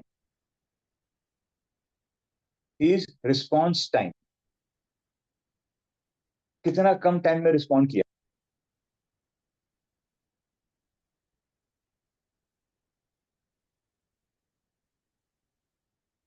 The third thing to the client-centric approach is understanding what is needed. It is not necessarily needed by the client. Understanding what is needed by the quality control guy, understanding what is needed by the HR guy, understanding what is needed by the production guy, understanding what is needed. And the last one is building long-term relations. The fourth one is building long-term relations.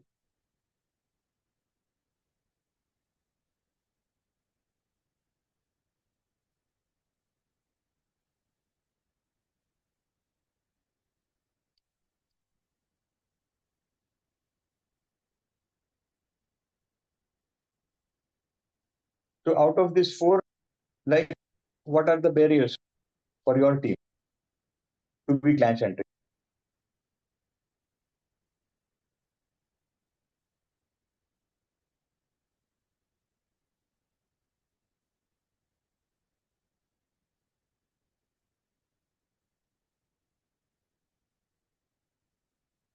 Yes. Okay. Ruben comes up with 1 and 3. Yeah, my God, Nikhil says all. True.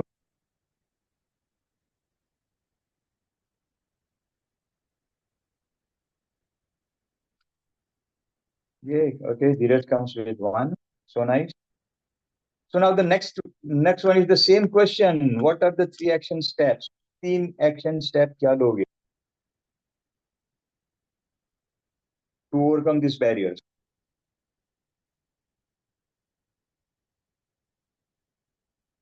What are the 3 action steps that you'll be taking to overcome these barriers?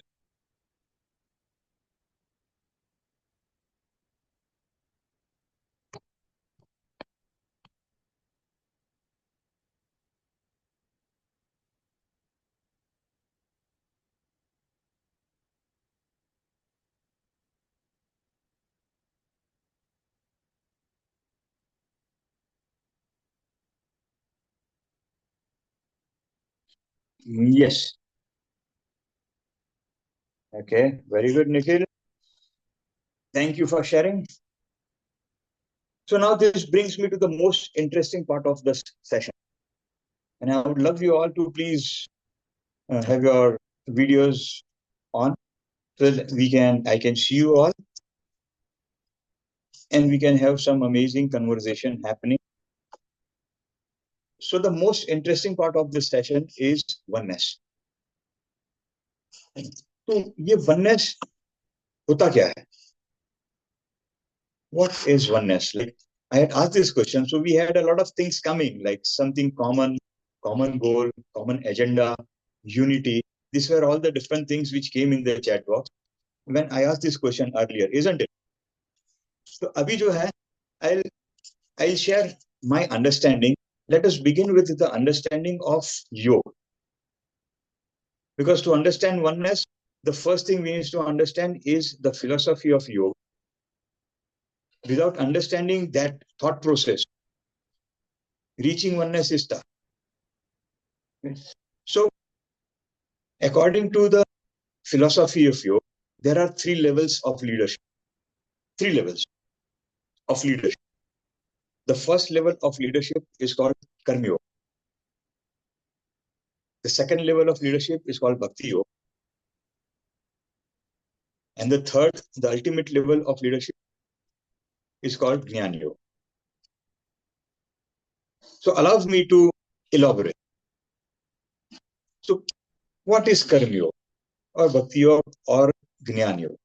So these are three thought processes. These are three ways of thinking. These are three ways of being.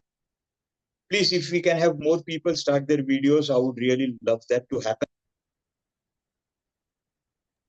This is how there is some request. Please go a little slowly. this is how we think.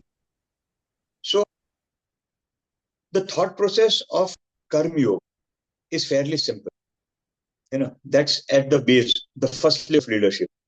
The thought process is whatever I do, God supports me. God is with me, God supports me. I am the doer. Whatever I do, God is with me, God supports me. This is the thought process of a karma yogi. Now, this applies to every single aspect of life. If I'm talking of my relationships, whatever I do, my spouse is with me, my spouse supports me. If I am a corporate leader, a business leader, whatever I do, my team is with me, my team supports me. If I am the leader of the country, whatever I do, the entire country is with me, and the country supports me. This is the first stage of leadership. Now, my question is, how many leaders in the world would be at this stage?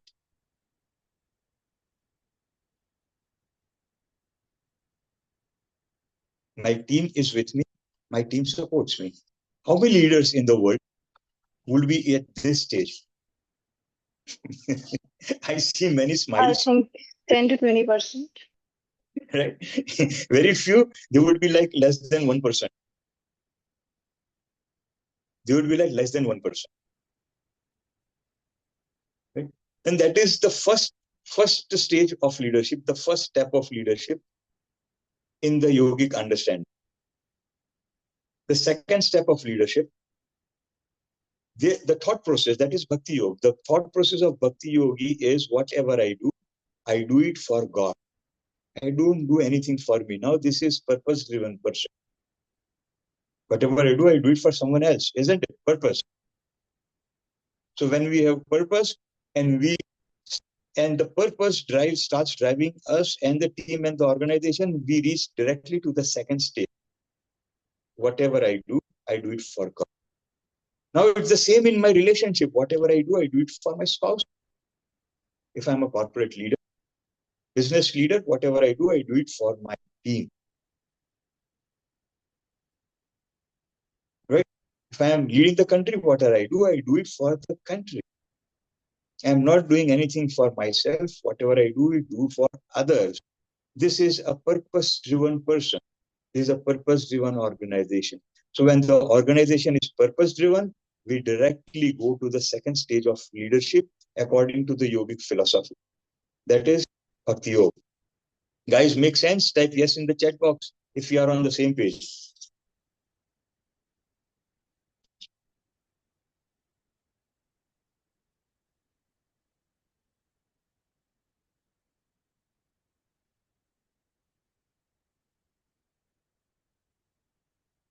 Now comes the third stage of leadership. The third stage of understanding of the yogic philosophy. That is called the Jnana Yoga. Jnana Yoga is I am doing nothing. The thought process is like in Karma Yoga, I am doing things. Right? God is with me, supporting me. In Bhakti Yoga, again, I am doing things, but I am doing things for someone else. In the third, the ultimate stage, which is the Jnana Yoga, I am doing nothing.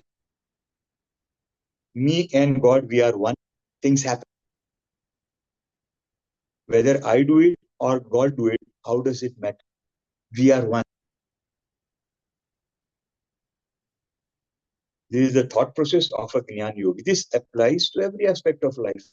My relationship, me and my spouse, we are one. That's oneness. As a corporate leader, business leader, me and my team, we are one. That is when out of the world performance happens. I'll share the data, the research data on this as well. I don't speak anything without research data. Right? So that's oneness. So let us understand oneness in detail. So in the last 15, 20 years, there has been amazing researches which has been happening around the world in the field of neuroscience to understand oneness and how it relates with the brain. Okay. So I've going through all these researches. I've been going through these researches of oneness for since I think last 27, 28 years. But in the last 15 years, the researchers have actually scaled up and gone to the absolute next level. The understanding has gone to the absolute next level. The really good corporates, the learning corporates of the world, you know, the best of the corporates in the world, in those organizations, the training have shifted from skill to oneness. India में हम लोग बहुत पीछे हैं. The training in corporates, the best of the progressive corporates in the world, the training has shifted from skills, from team building, from communication, and from soft skills. The training have moved to oneness. And once I share all the research and understanding of oneness, you will realize कि ये training shift क्यों हुआ? Why did this training shift from skills to oneness? You will realize this once I share all the information and data with you guys. So oneness, the research is happening in the last almost 150 years. But the ultimate thing happened in 1942. There is this Dr. Hein in Switzerland. And this guy is a geologist. He's a scientist, not a psychologist, not a brain scientist. He is a geologist, but a scientist, doctor, a PhD scholar who is doing research in geology, living in Switzerland. So being born in Switzerland, we call them Alps. Alps because the land is full of mountains. So being born in Alps, his biggest interest is mountain climbing. And that is what the biggest interest of practically every child in Switzerland. So we करते हैं. They climb mountains in their part time. Outings, कहाँ जाएंगे? They climb mountains. Families go out climb mountain. And that's what they do in Switzerland. The land is full of mountains. Beautiful place. Right? So on weekends, what friends do? They go climb mountains. So Dr. Hein, along with 4 of his friends, this 5 guys, one Saturday, they went in the Alps. So climbing the mountains, he was almost on a height of like 150 feet from ground. And Dr. Hein fell down from the height of almost 150 feet. Right? He woke up in the hospital. After waking up in the hospital, like there were all his friends there, all the family was there, all the friends there. Like, and once he was a bit stable and he could speak, he could talk to people. He called all his friends, the 4 of them who were there with him in the Alps. And he told them this thing, something so amazing. Guys, please start your videos. This is going to be an out of the world experience. Just listening to this, just understanding this. What he shared with his friends is when I was about to fall, and I know what you individually scream. And he told them what they individually scream. And he told them what were the expressions on every individual's face. He told them this in absolute detail. Don't you think this is inhuman? A person who is falling down from 150 feet, how could he identify such things? Is it possible? Please type in the chat box whether this is possible or not.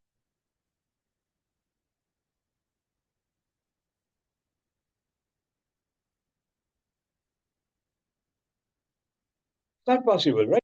It's absolutely insane. But this guy, he could do that. And then he shared something else while falling down. 150 feet hitting the ground.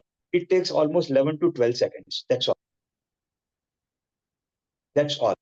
And the guy is absolutely fear-struck. The guy knows nothing. He's just screaming and he just goes out of the world. Finished. What he says is, while falling down, I was looking for a safe place to fall. I was looking for a place to fall where the injury would be minimal. I was looking for such place. And while falling, I could actually maintain my body in a position where the injury would be minimal. This is what he shared. This is what happened with me. And like everybody is like amazed. How can this be possible? Just like you all sharing in the group, it's not possible. But it's a true story. This happened. And then there were a lot of spiritual guys who came to meet him, and people talked of like this, some spiritual experience, or this is some out of body experience and stuff like that. And this guy was a scientist. He said, sorry, I don't take this. I will do a study on it. And I'll tell the world what happened and why this thing happened. So this guy set out on a task of identifying what happened with him. Right?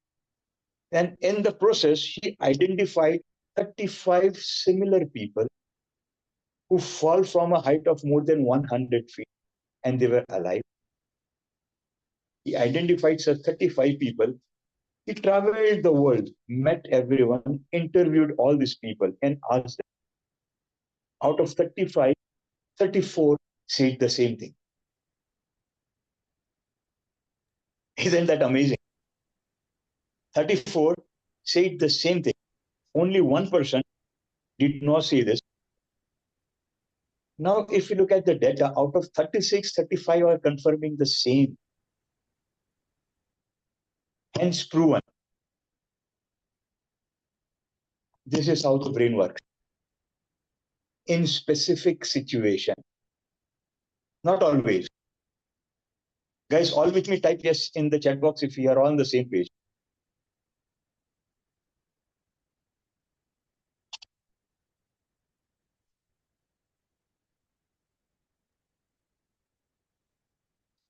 So this is how the brain works in specific situations, not always, in specific situations.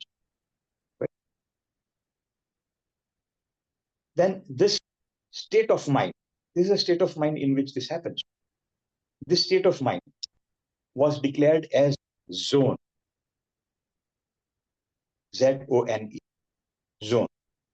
So this word zone came into existence for the first time. Yes, everyone knows zone, but zone for the state of mind and this state of mind, this correlation, this happened for the first time. It came in existence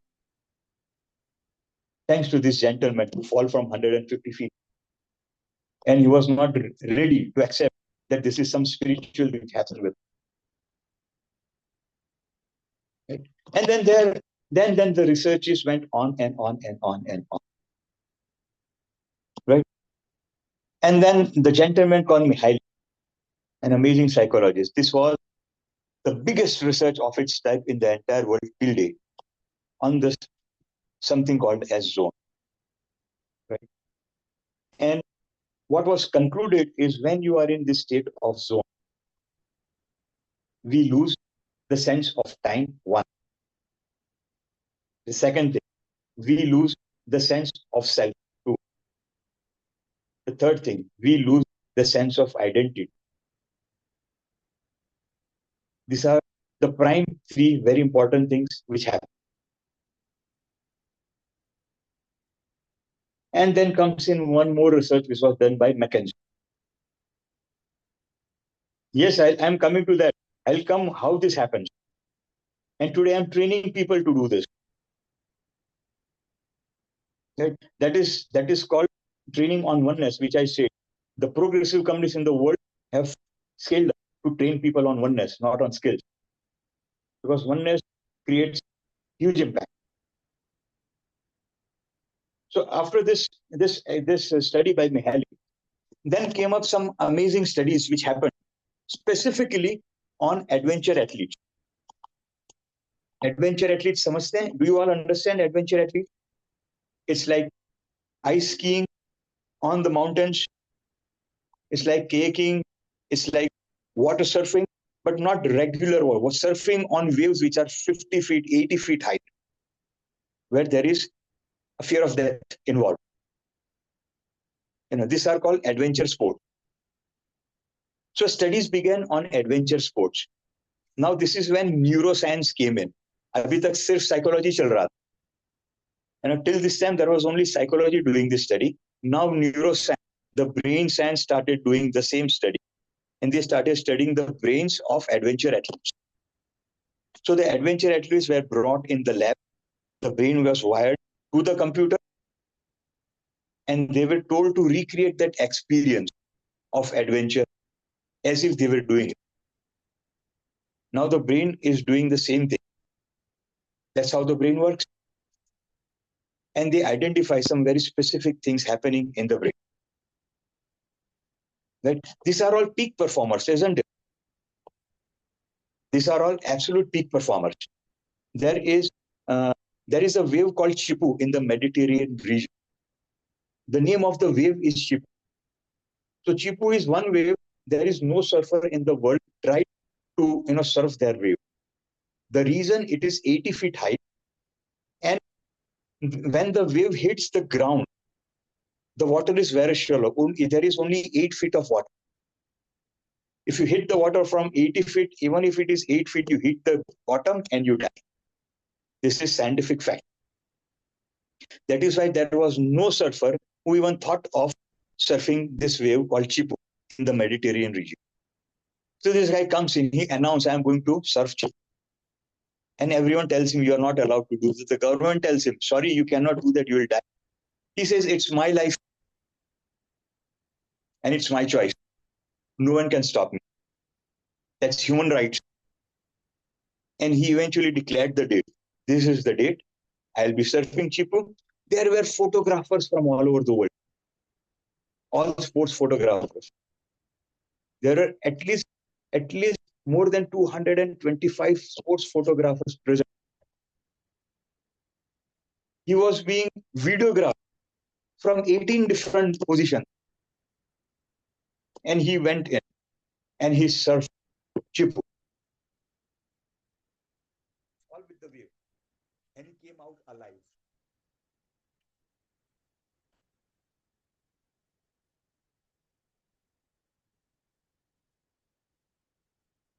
Yes, am I audible? Yes, sir. Can you repeat, please? Yeah, now it's on. Yes, this guy, he came out alive. Guys, please start your videos. Now this is something so revealing. He came out alive. And everything is like, this guy, he tells his family and everyone, I'm going, I will not come. He is sure that I'm going to die. But he wants to do this. And there are some crazy people in the world who change the course, of humanity. This guy is one of them. So he was videographed from 18 different angles. Now the study began. How did he manage to come up? What was the technique he used in surfing, which no one in the world knows? No one in the world knows. He used some such amazing technique for the first time ever. Once the entire videography was seen, what was realized was when he was on top of the wave, he took a leap. Which was a slight leap, maybe a 1 feet sort of leap, which was seen in the video. And taking a leap in surfing is not allowed. From basic surfing of like in shallow waters, taking a leap is not allowed. So any sports, like you have muscle memory, isn't it? Every sport is played by muscle memory. So his muscle memory was leap not allowed. He had never taken a leap. And on that day, he took a leap. Again, something impossible. This is humanly not possible. But he could do that. He came up with a new technique out of the world. And he came out alive. This is so out of the world. Right? And in this research, so these are peak performers. I'll give you one more example of peak performers. There are people who who who jump from the building, like 100 feet tall building, 120 feet tall building, with a parachute.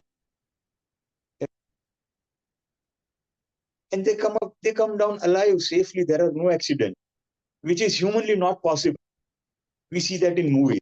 Why is it humanly not possible? Does anyone know how much time does a parachute take to stabilize?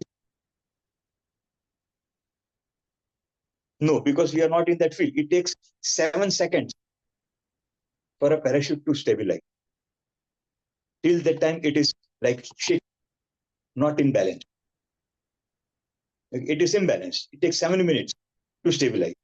7 seconds. So, you know how much time it takes from a 120 story building to hit the ground? It takes 9 seconds. So the surfer needs to open, the guy who jumps needs to open that parachute in that, that space between 1 and 1.1, 1.2 seconds, which is humanly not possible. And there are no accidents and no one dies. These are all peak performers. These are all absolute peak performers. Right? So now one question. I would love you guys to come back to the chat box once more. And this question is, how much of the brain do we think we perform at our peak?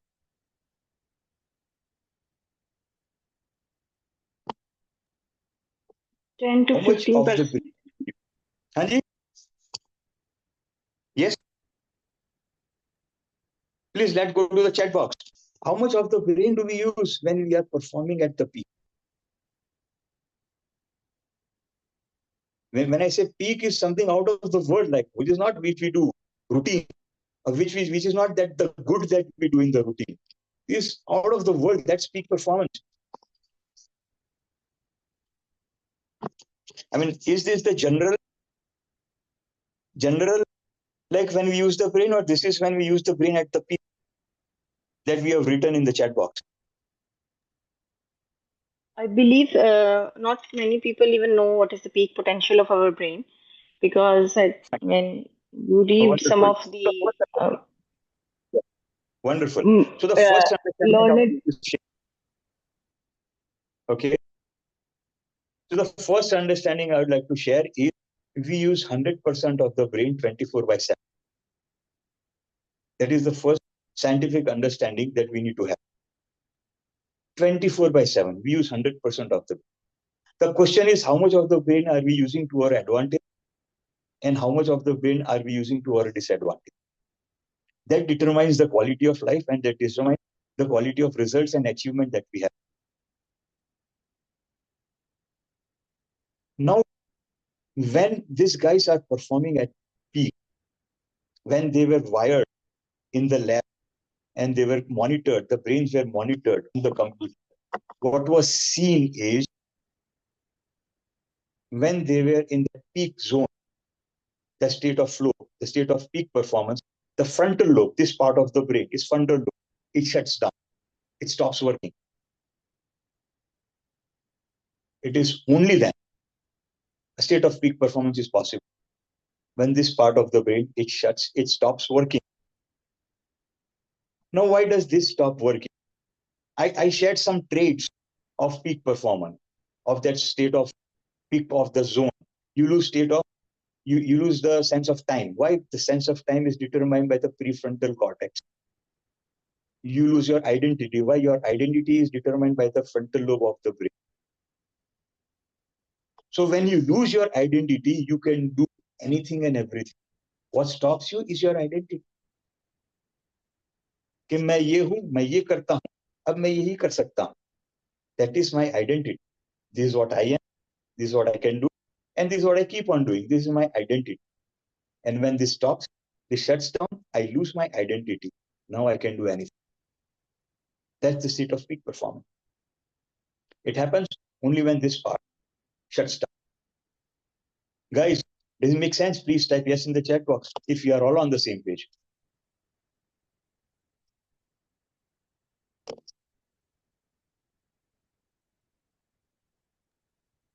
Guys, very low response are coming.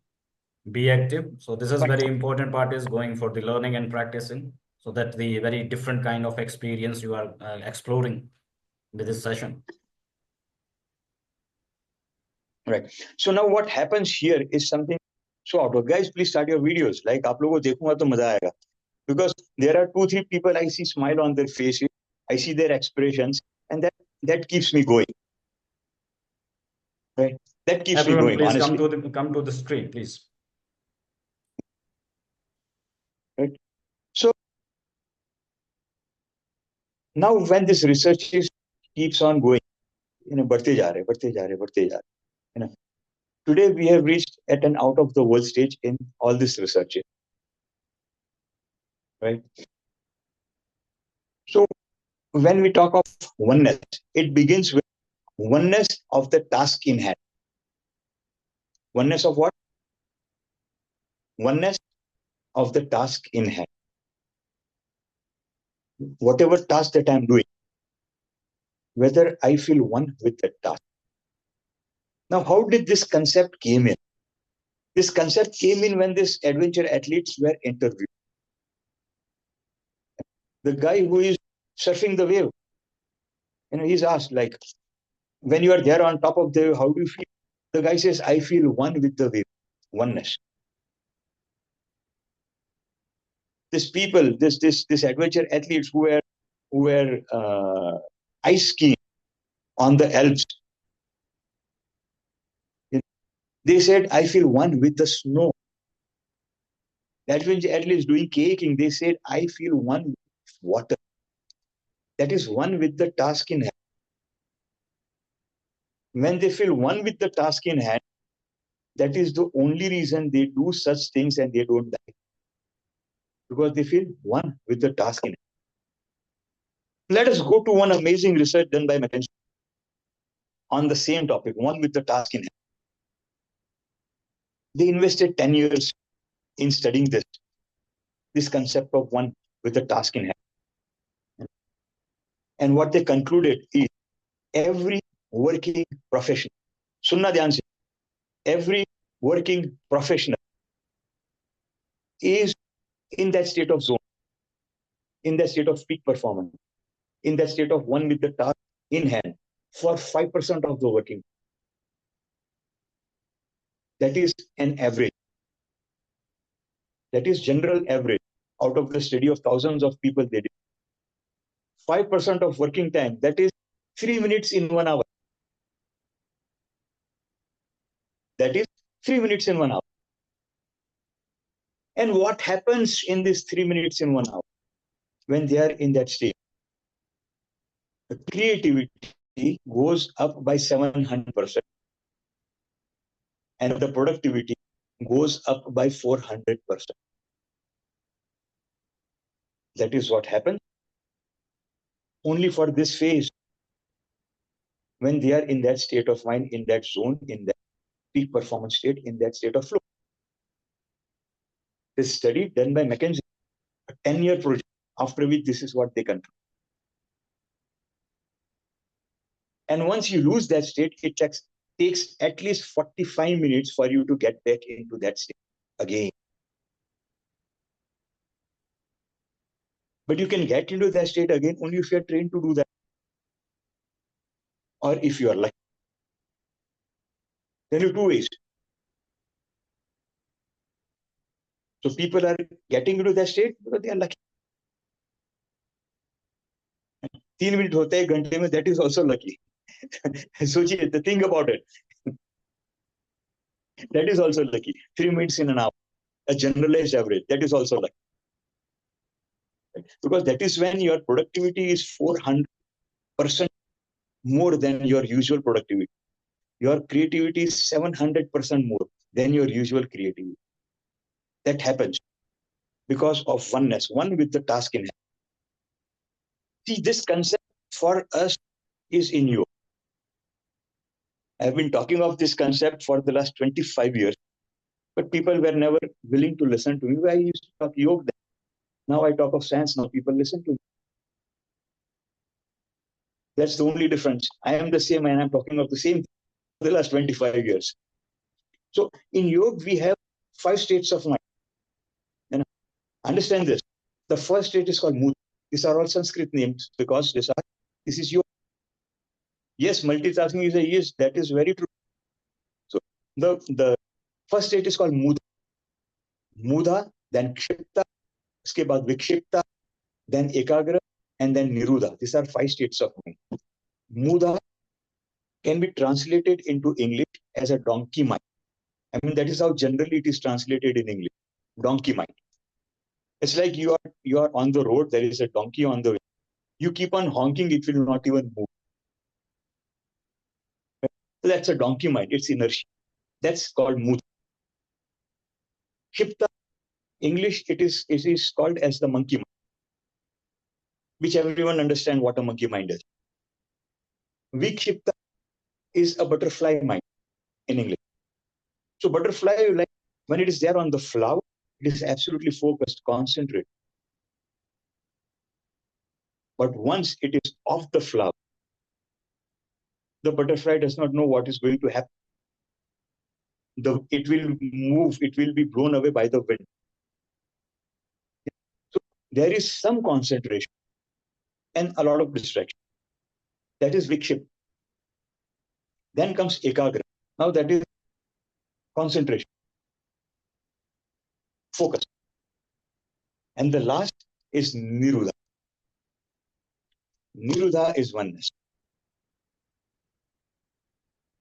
Niruddha is the state of mind which we have been given. It is there in Bhagavad Gita, the 5 states. It's there in the yogic philosophy, the 5 states. Mudha, Vikshipta, Ekagra, and Niruddha. Niruddha is oneness. So for us, this is no alien knowledge. For us, there has been gurukuls which have been teaching practices to get into the state of Niruddha. It is not alien. But the irony is, our people don't listen to. I mean, our people never used to listen to me when I used to talk of the 5 states of mind according to you. Now, when I talk of neuroscience, they listen to me. Well, that's the biggest irony. Right? So, Niruddha, so the concept is not new to us. The knowledge is not new to us. This is Niruddha, that's oneness. So, it begins with oneness with task in hand. Now, understand this.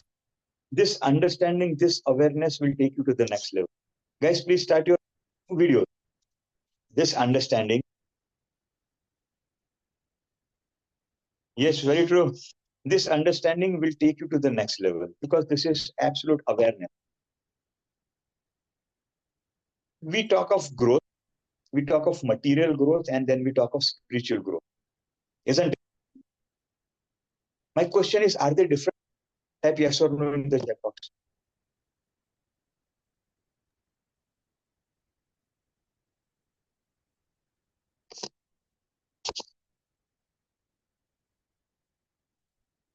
Everyone, guys, write in the chat box. Your responses are very in the percentage around 10 or 20% only. So we look at it as the 60% so that this session would be more interactive. Everyone, please. Yes, we have 3 essays. We have more essays. Yes, they are different. Material is tangible. Yes, they are different. Very true. They are different.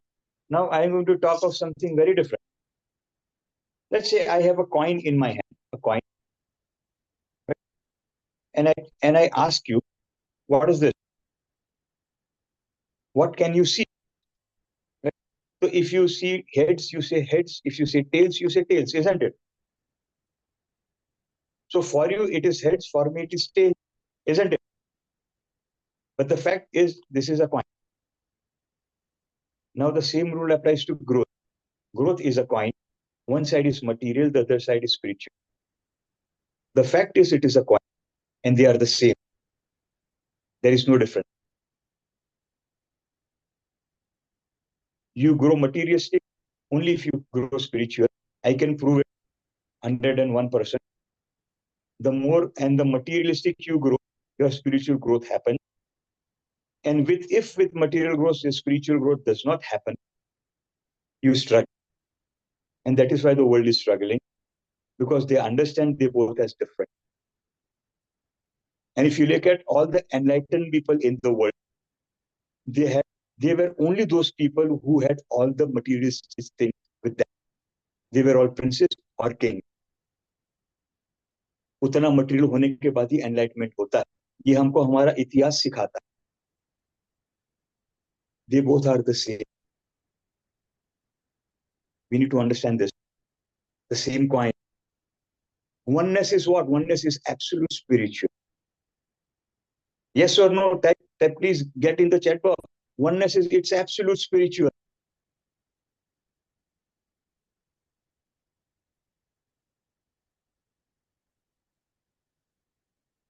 So the more oneness, the more you can feel one with the task in your life, the faster you grow. Isn't it? The more oneness you have a bigger bungalow. Think about it. Aren't they the same, spiritual and material? Two sides of the same coin.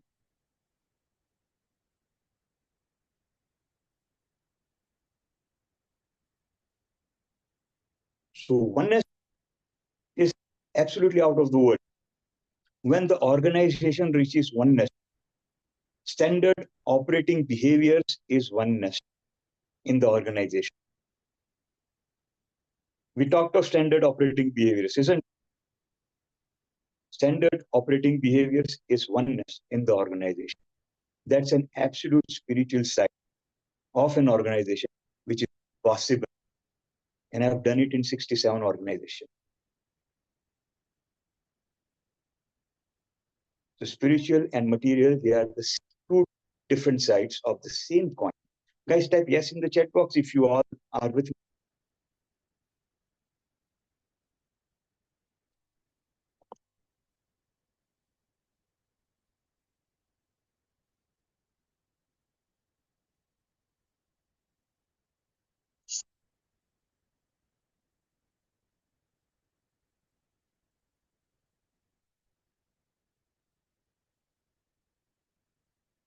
No, thank you so much.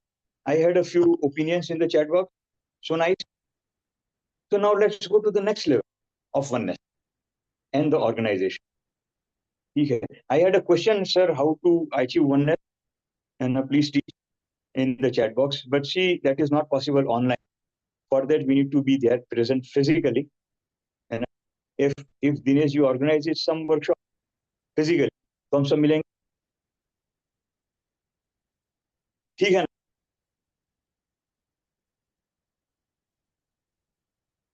So now, science has come up with some definite triggers for oneness. If you can put these triggers in place, you can experience more of oneness. Would you like to know those? Please type yes in the chat box if you would like to know those triggers.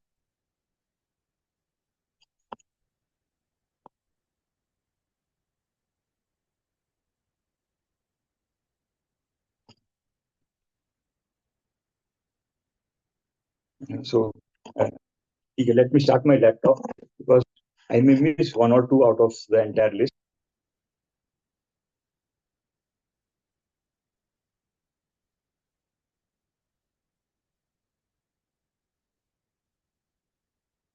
So the first trigger is purpose. The first trigger is purpose.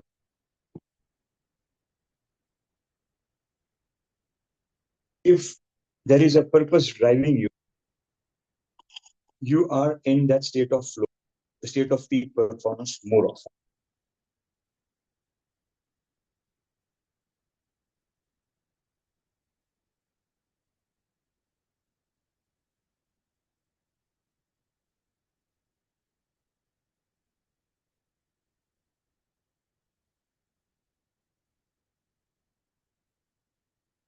After purpose, the trigger comes that is called autonomy, the sense of control. The next trigger is autonomy, the sense of control. Then comes a trigger which is called concentration, which can happen by cutting down distraction. So when I work, all my notifications are always off for at least 1.5 hours in a day. There are no notifications coming. My mobile is silent. There are no phone calls because my mobile is silent. Daily 1.5 hours, I know my specific time. In that time, for 1.5 hours, no notifications, no mobile, nothing. It is just me and oneness with the task in hand. Okay. The next one is novelty. We cannot do something that is stereotyped consistently. We need novelty. That is why innovation is so important. One aspect. If there is innovation, there is state of flow which can happen more often, because that innovation gives you novelty, and that innovation gives you a sense of control as well. It gives you two things that makes innovation really important. And then comes risk taking. Risk. The ultimate flow happens when there is risk of life. All these adventure athletes, what they are doing is risk of life. When risk happens, and when you come out of risk, when you take a risk, there is a rush of dopamine which is released in the brain, and that dopamine takes you in the state of. That happens when you take a risk. The next one is mastery. Your expertise, your mastery in your work.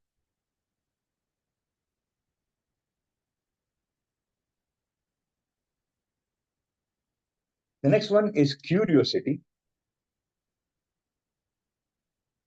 And the next one is clear, absolute crystal clear goal.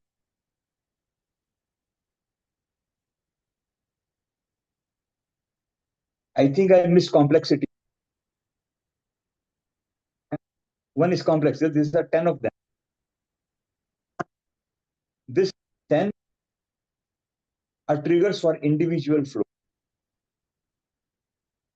Now you have to think, how many of these 10 can you put it in place in your day-to-day life? The more of this 10 you put it in your day-to-day life, you integrate this in your day-to-day life, that would be help you. That would help you to get into that state of flow more often. And now let us talk of the second aspect, that is called team flow. So there are triggers for team flow as well.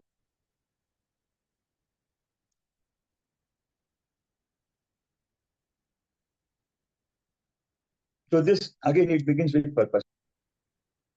Always. Purpose, concentration are the same. Mastery will remain the same. Sense of control will remain the same. Then clear goals will change into shared clear goals. Everyone should be aware of the shared goals and their role in their goal.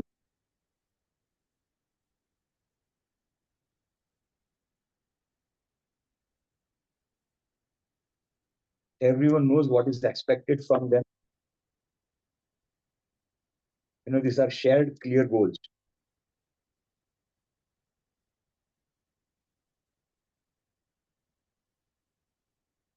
And then comes equal participation. A team, if there is a team of 6 people and all 6 people are participating, equal, nothing like it, but equal participation is not easy, practically not possible, but some participation from every individual of the team. That takes the team in the state of flow. And then comes the rich environment.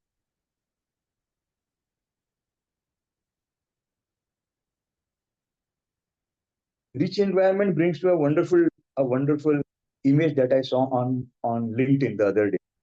They talked of KPI. KPI. So the KPI of a leader. So KPI is keep people interested. KPI. So KPI of a leader is keep people interested, keep people informed, keep people inspired. Right? So that is the KPI of a leader. That builds a rich environment. So rich environment is a trigger for group flow.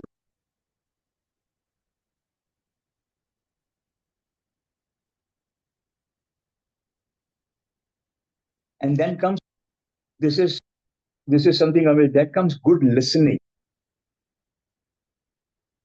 for the group flow to happen. Good listening is extremely important. Everyone should feel that they are being heard. Listening.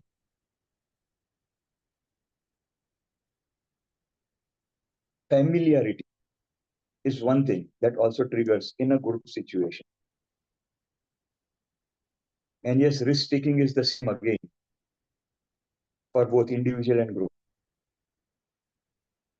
So there are 10 triggers for individual flow, and then there are 10 triggers for group flow.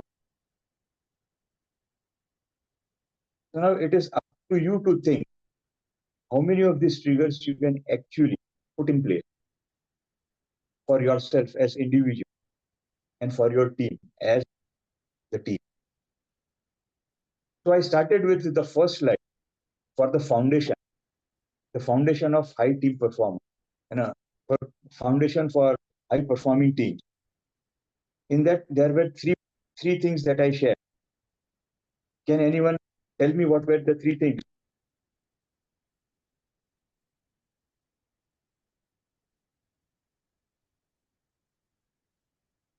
You can go in the chat box, that's fine. We talked of the three things in the foundation of high performing teams.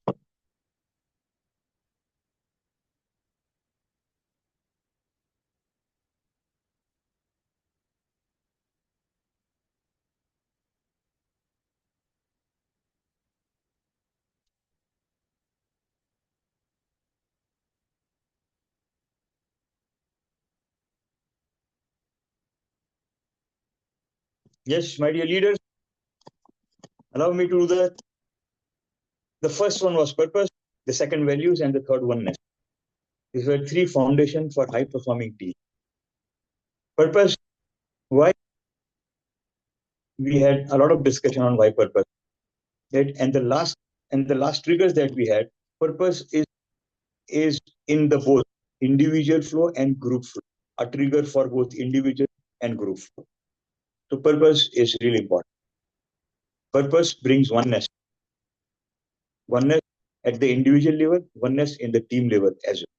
The second is values. Values, we understood a lot of values, some technical aspect of values. And then we conclude what does values do is value is standard operating behavior. And when there are standard operating behaviors, it brings oneness in the organization. Right? So everything that I talk now is absolutely spiritual. Think about it.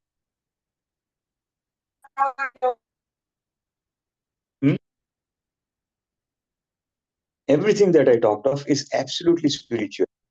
And this is the only way. Now, how can spiritual material be different?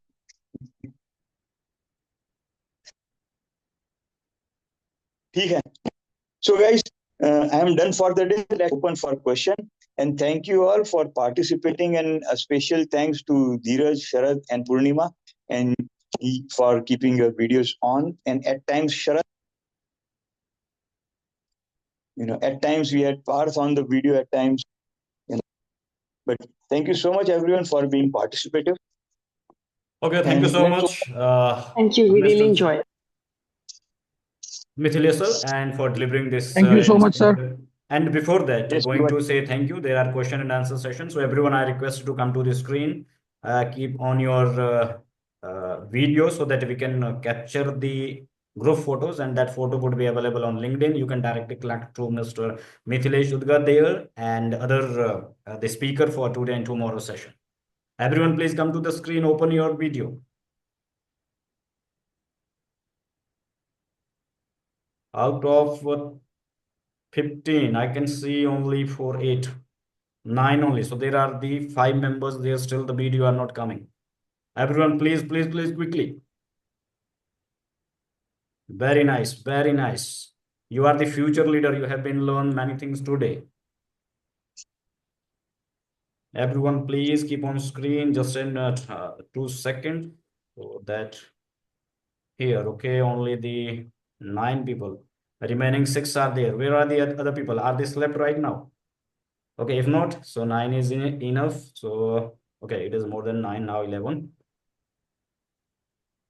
Okay, thank you so much, guys. So now the question and answer box is okay. So one by one, you can ask the questions to Mr. Mithilesh, and he can bring you the more insights, what you have been learned. And however, before closing this session, so we would go for your testimonial to Mr. Mithilesh. That one words from your side. So that is not right now here after the question and answer session. So you can go one by one for the question and answer. Before that, we put this into the LinkedIn and sharing the page with you so that you can directly connect to our speaker as well as the other speakers also. However, participants, you have to ping there, you have to connect there. Yes, please, Mr. Suresh Krish, you may have some questions, so ask, please. Yeah, good evening and amazing speech, Mr. Mithilesh, and amazing session, Dinesh, you were coordinating. In fact, I joined this session because tomorrow I'm doing a session. I just wanted to have a heads up feeling how the session is going, but completely That's fine. entangled, completely entangled in the content and the way you presented, except the few technical glitches. That's okay. So my specific question to you, sir, is what is the time frame now that you shared the pearls of wisdom from Gita and Vedanta? So, what is the time frame I should look at it if I need to become a high potential performer? Yes, sir. See, when we talk of a high performer, I tell you honestly, there is no time frame. There is absolutely no time frame. You can become a high performer the very next second. It's all about how the brain is working, and no one knows how it does. No one knows when the frontal lobe shuts down. No one knows when the frontal lobe slows down. It just happens. When we talk about high performer, anyone can become a high performer any point of time. It is like, I'll give you an example. There was this World Cup match, a T20 World Cup match final between England and West Indies. So West Indies was supposed to score 24 runs in the last over. It was impossible task, inhuman task, because it can happen in IPL, but it cannot happen in a World Cup final. 4 balls, 4 sixers, and you win. Not possible, but West Indies could do that. And the batsman was Braithwaite. Braithwaite was, no one knew Braithwaite. He was a wicket. No one knew him in the entire circle. But after that one match, everyone in the world knew. The bowler was Ben Stokes. He was the #1 bowler of the world 10. Okay. After the match, Braithwaite was interviewed. He was asked, like, what went through your mind? What were you thinking? How did you process? What was your strategy? And Braithwaite said, I was blank. I know nothing. I was thoughtless. I was like on the top. I was watching myself play. So it happens. He never had a practice of getting into that state of zone. So it happened for him on that moment. And he could do that in human feet. Right? So there is no time frame. The biggest thing is, the bigger challenge you take, the more chances of you getting into the state of zone. And if I go to the study by Mihaly, I use his name in my talk once. His study says the skill challenge ratio has to be 1:4. Your skill is 1, the challenge is 4.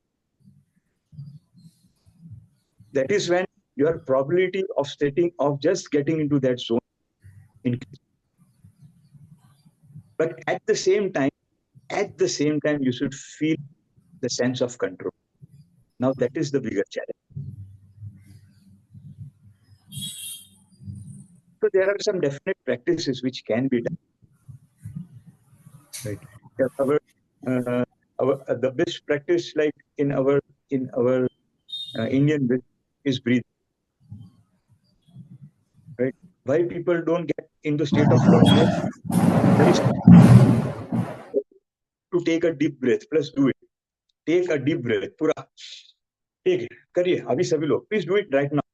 Let us experiment this very simple thing. Yeah. Did we all do that? Now let us go in the chat box. Let us go in the chat box. How many of you filled the entire chest? How many of you expanded your chest while doing it? Type me if you. Oh, yes, that's fine. Yes, me. Right. The biggest problem to get into the set of zone is we don't know how to breathe. We cannot expand the chest while breathing. It's an absolutely faulty way of breathing. We don't know how to breathe. How can we think of getting into a state of zone? How can we think of getting into that state of flow? Breathing is abdominal always. When you breathe, your tummy should expand. The chest can never expand.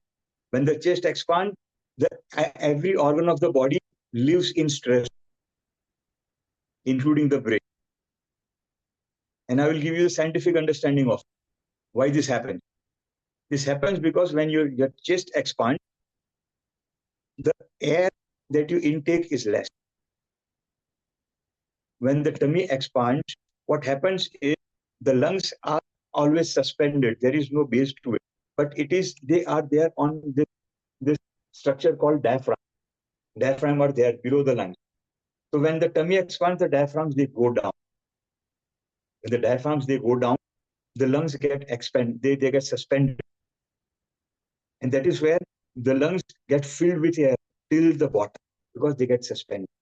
And that is where we take the amount of oxygen actually needed for us. And the breathing is faulty.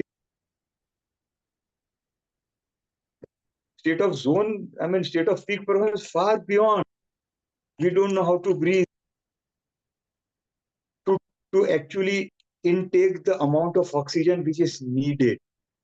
And that is why the entire organs in the body, they stay in a state in stress. Why? Because the oxygen they need, they don't get that much amount of oxygen.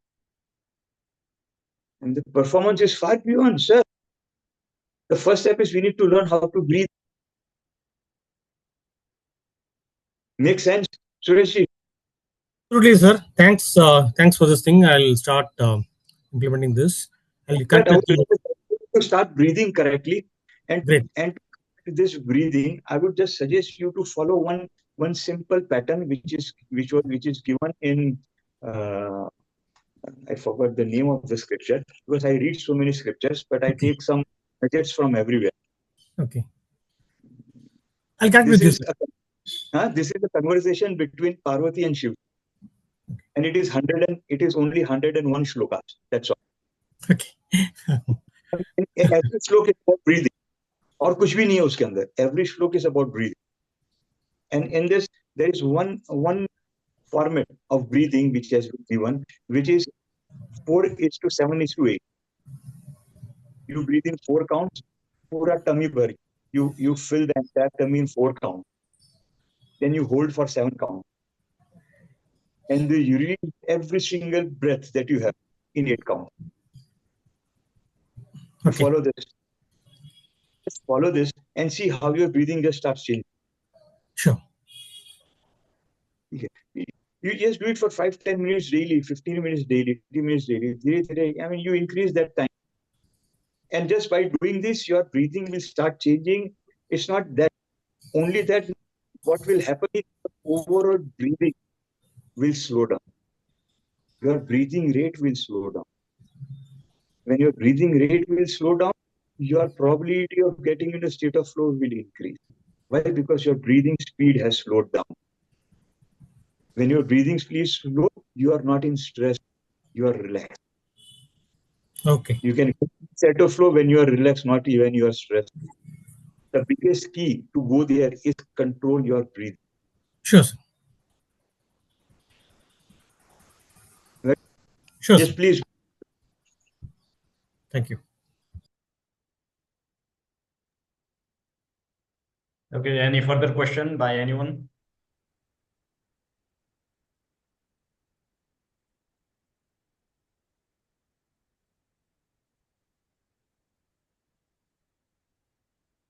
Yes, guys, please, if you have any question, you can ask either in chat or you can open your audio and ask directly. Dinesh, one more thing to you. Will we get the recording of this to the benefit of the members? Or how do we? Yes. Great. This will be on YouTube. Oh, fantastic. your I missed the first 10 minutes. That's the reason. Yeah. Okay. Everything you are getting the recorded video. So maybe by Tuesday you are getting all that. So Am I audible, sir? Am I audible, sir? Am I audible, sir? Am I audible, sir? Am I audible, sir? You are echoing. there are the echoes into your system. Again, you have to mute one system. You are using, I think, two systems. Is it audible now, right now? Yeah, okay. Yeah, now better.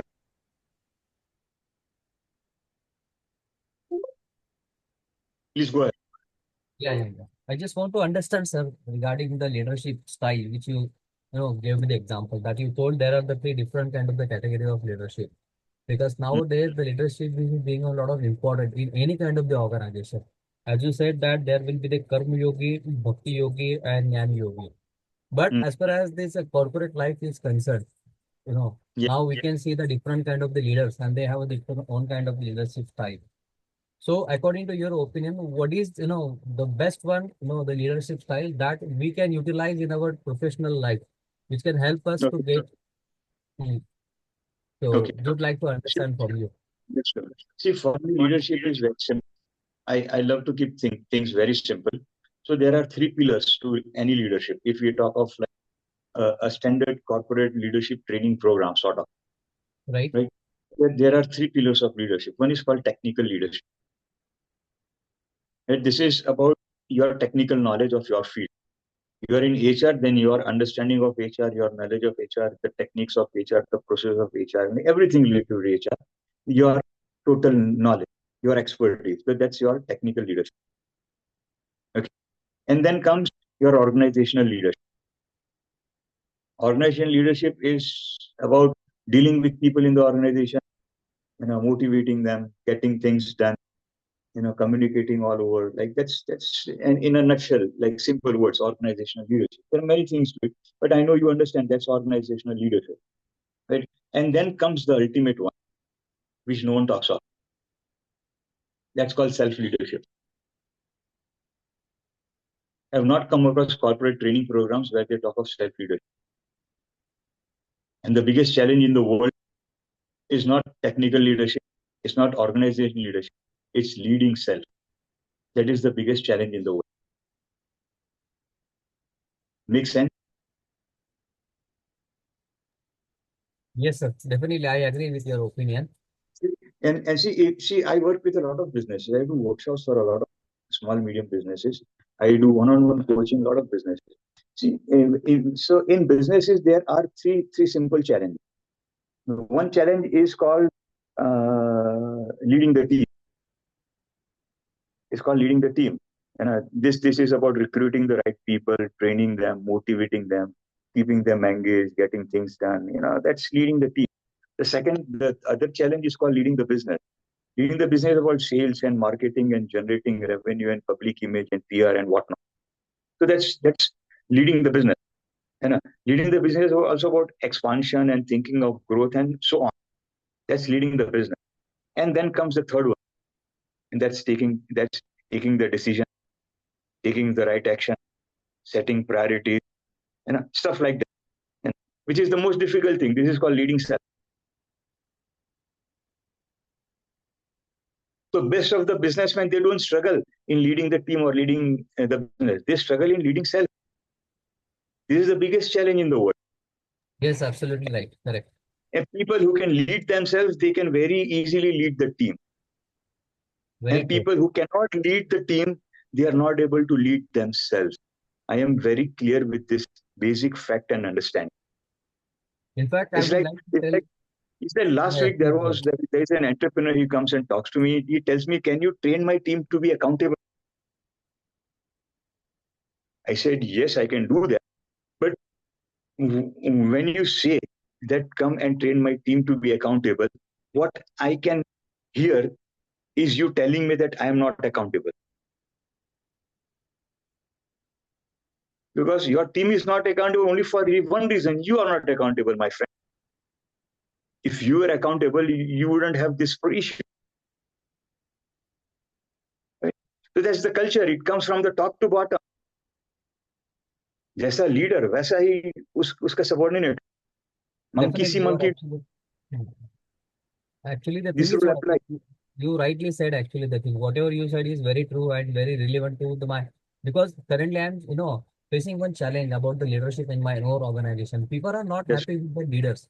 They always, that's complain about the different kind of the departmental leaders are there, but they that's don't feel too much comfortable, having interaction with them. They always feel some kind of anxiety or under pressure, or they feel very non, since they that's don't want to, start work under them. yeah So I thought that's that just have a word with you about this, how the people are being managed, because this is a very important topic as far as the team that, performance, leader. So I thought this that, is some, I would say this is the challenge is maybe to the different leaders also, where people are facing a problem about their performance as well as their leaders. that's true. See, these are toxic leaders. हमारी बात हुई थी 70% Yeah, toxic yeah, you leaders told. in the Correct. entire world. In the Right. entire world. Why? Because the organization does not have the culture. They measure only the result, only the numbers. They don't measure the value. If the Absolutely. organization start measuring value, this or they will change, or they will either change themselves or they will change the.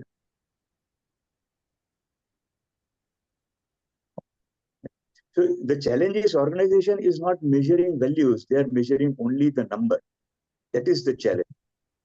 That is why the world is full of toxic leaders. You're absolutely true, because nowadays the people management skills is very demanded, and now a lot of That's leaders are failed to manage the people. I have observed, because being an that's HR leader, I know that there are different kind of the complaints from the different department about their own bosses or leaders. They feel don't comfortable under to work there, very true. and this is the right topic that I thought I should take your suggestion as far as this high performance team building and the team spirit. That's true. So I really thank you. Yeah.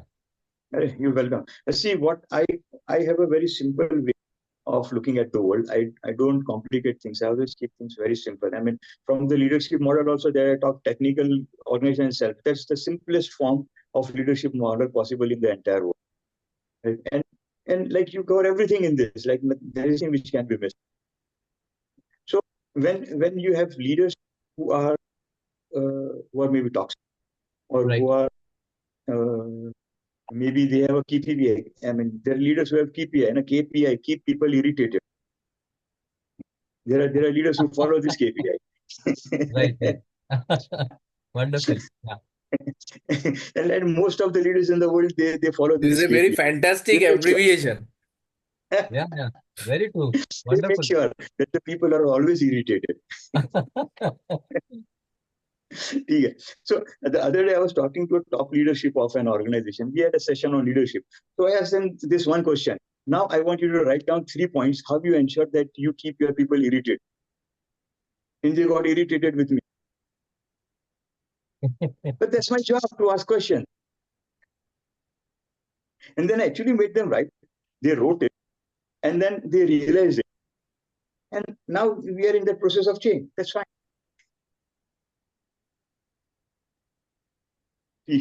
So most leaders have this KPI, keep people irritated. And because that is the only one way they know of how to get things done. Correct. They don't know of any other way. It's not that they are bad people. I mean, by heart, they are good people, but they don't know anything else. They don't know any other way how to get things done. That's the challenge. Absolutely. Yeah. Because no one ever emphasized value. See, the biggest challenge today in the world is value. There are houses breaking down. You know, kids, they don't respect their fathers, don't respect their parents. Their house is breaking down. The entire morality gone. Everything is like totally gone. Reason, no value. Father never had value. How would son have value? Correct. Very true. Yeah. Right. So the biggest challenge the world facing is values. There is no other challenge in the world.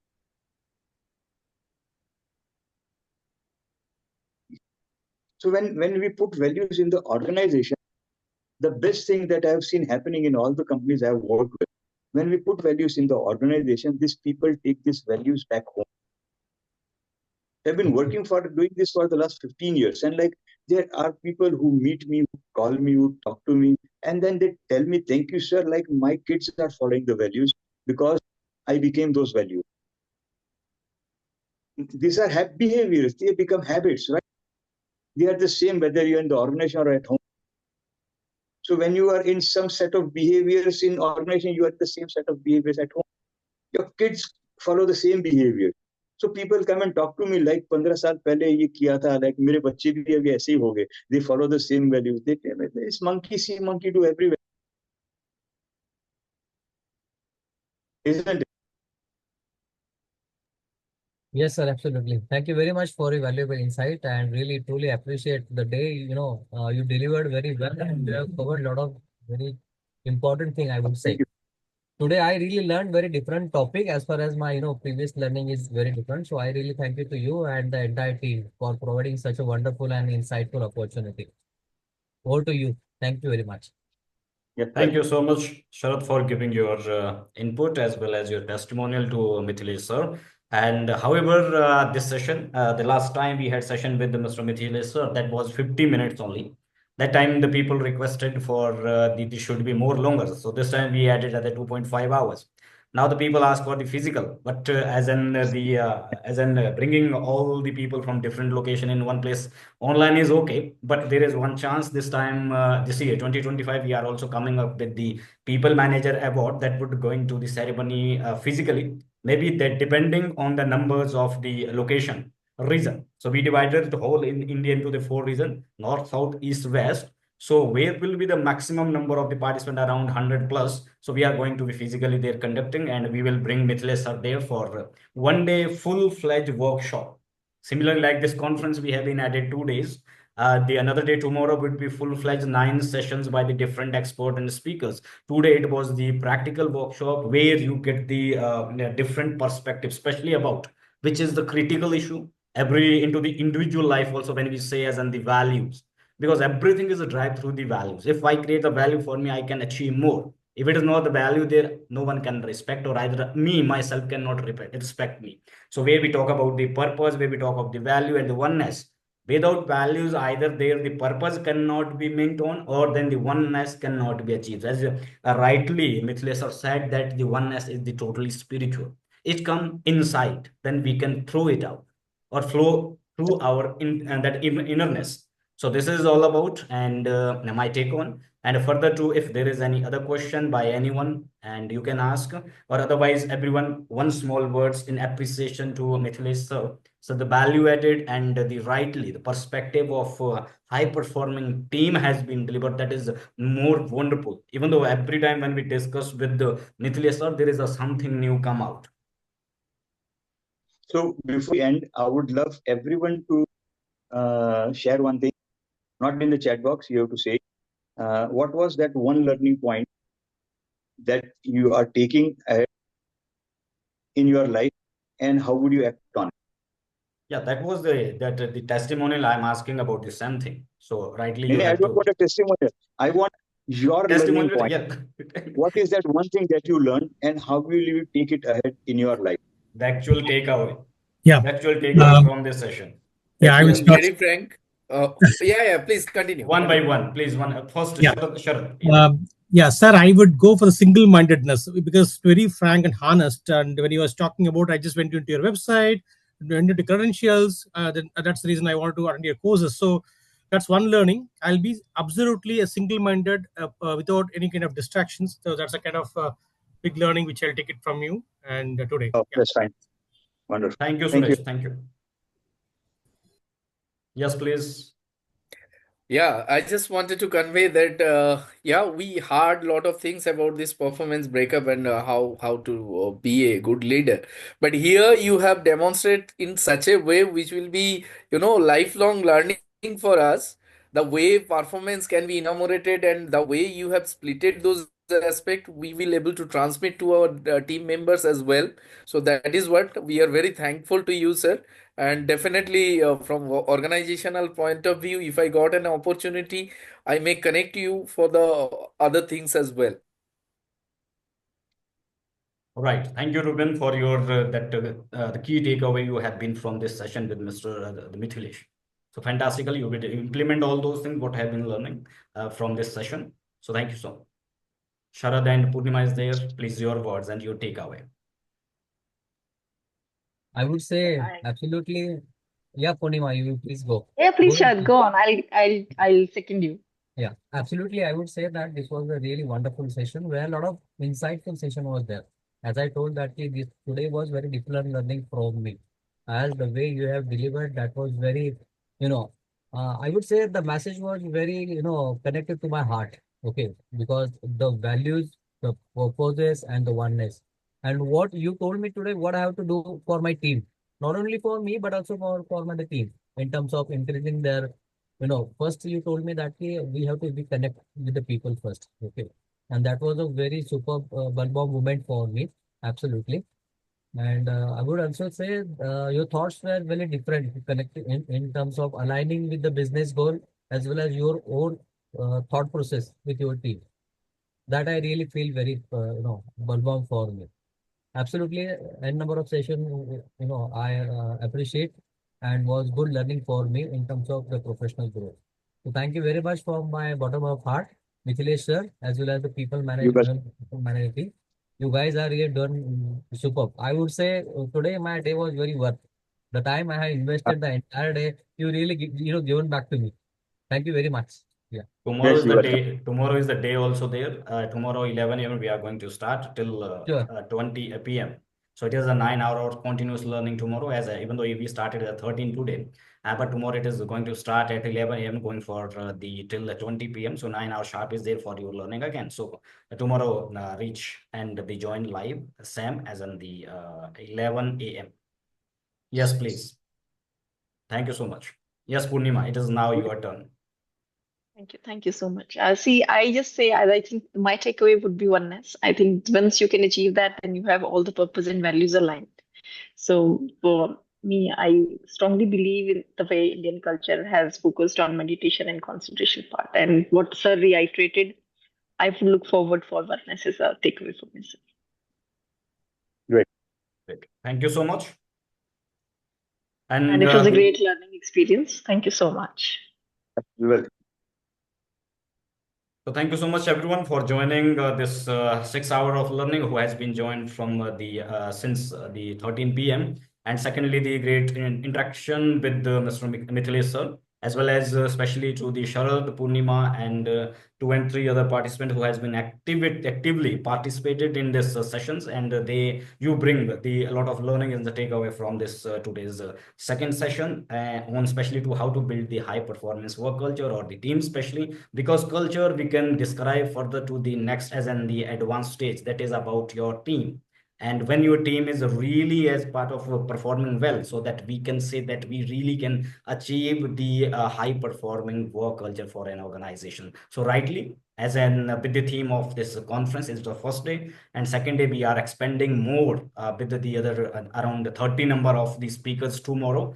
And there are small sessions about 1 hour and 50 minutes. Then there would be one CHR or discussion session. So bringing all more advanced knowledge to you as a perspective of the global thought into the industrial relation and workplace relation. So thank you so much, everyone, giving your time, and especially to all the speakers who has been given time for this today's event. However, it is a weekend, everyone want to go away, but you give it your time here to attend the people manager event. However, the knowledge is one of the key, one of the skill which will never let you down, and that will help you to in every hard time, helping you to come out of all these situations. So knowledge everywhere when it will be possible to get, so it should be get and learn from there, even though the small things also, but learning is always working for ourselves. So when we say at the end the oneness, so it is coming from the some learnings too. So thank you so much everyone for joining, as well as join tomorrow also. Then we will share about how the certificate and everything is going to get to you. Tomorrow evening we are going to declare that.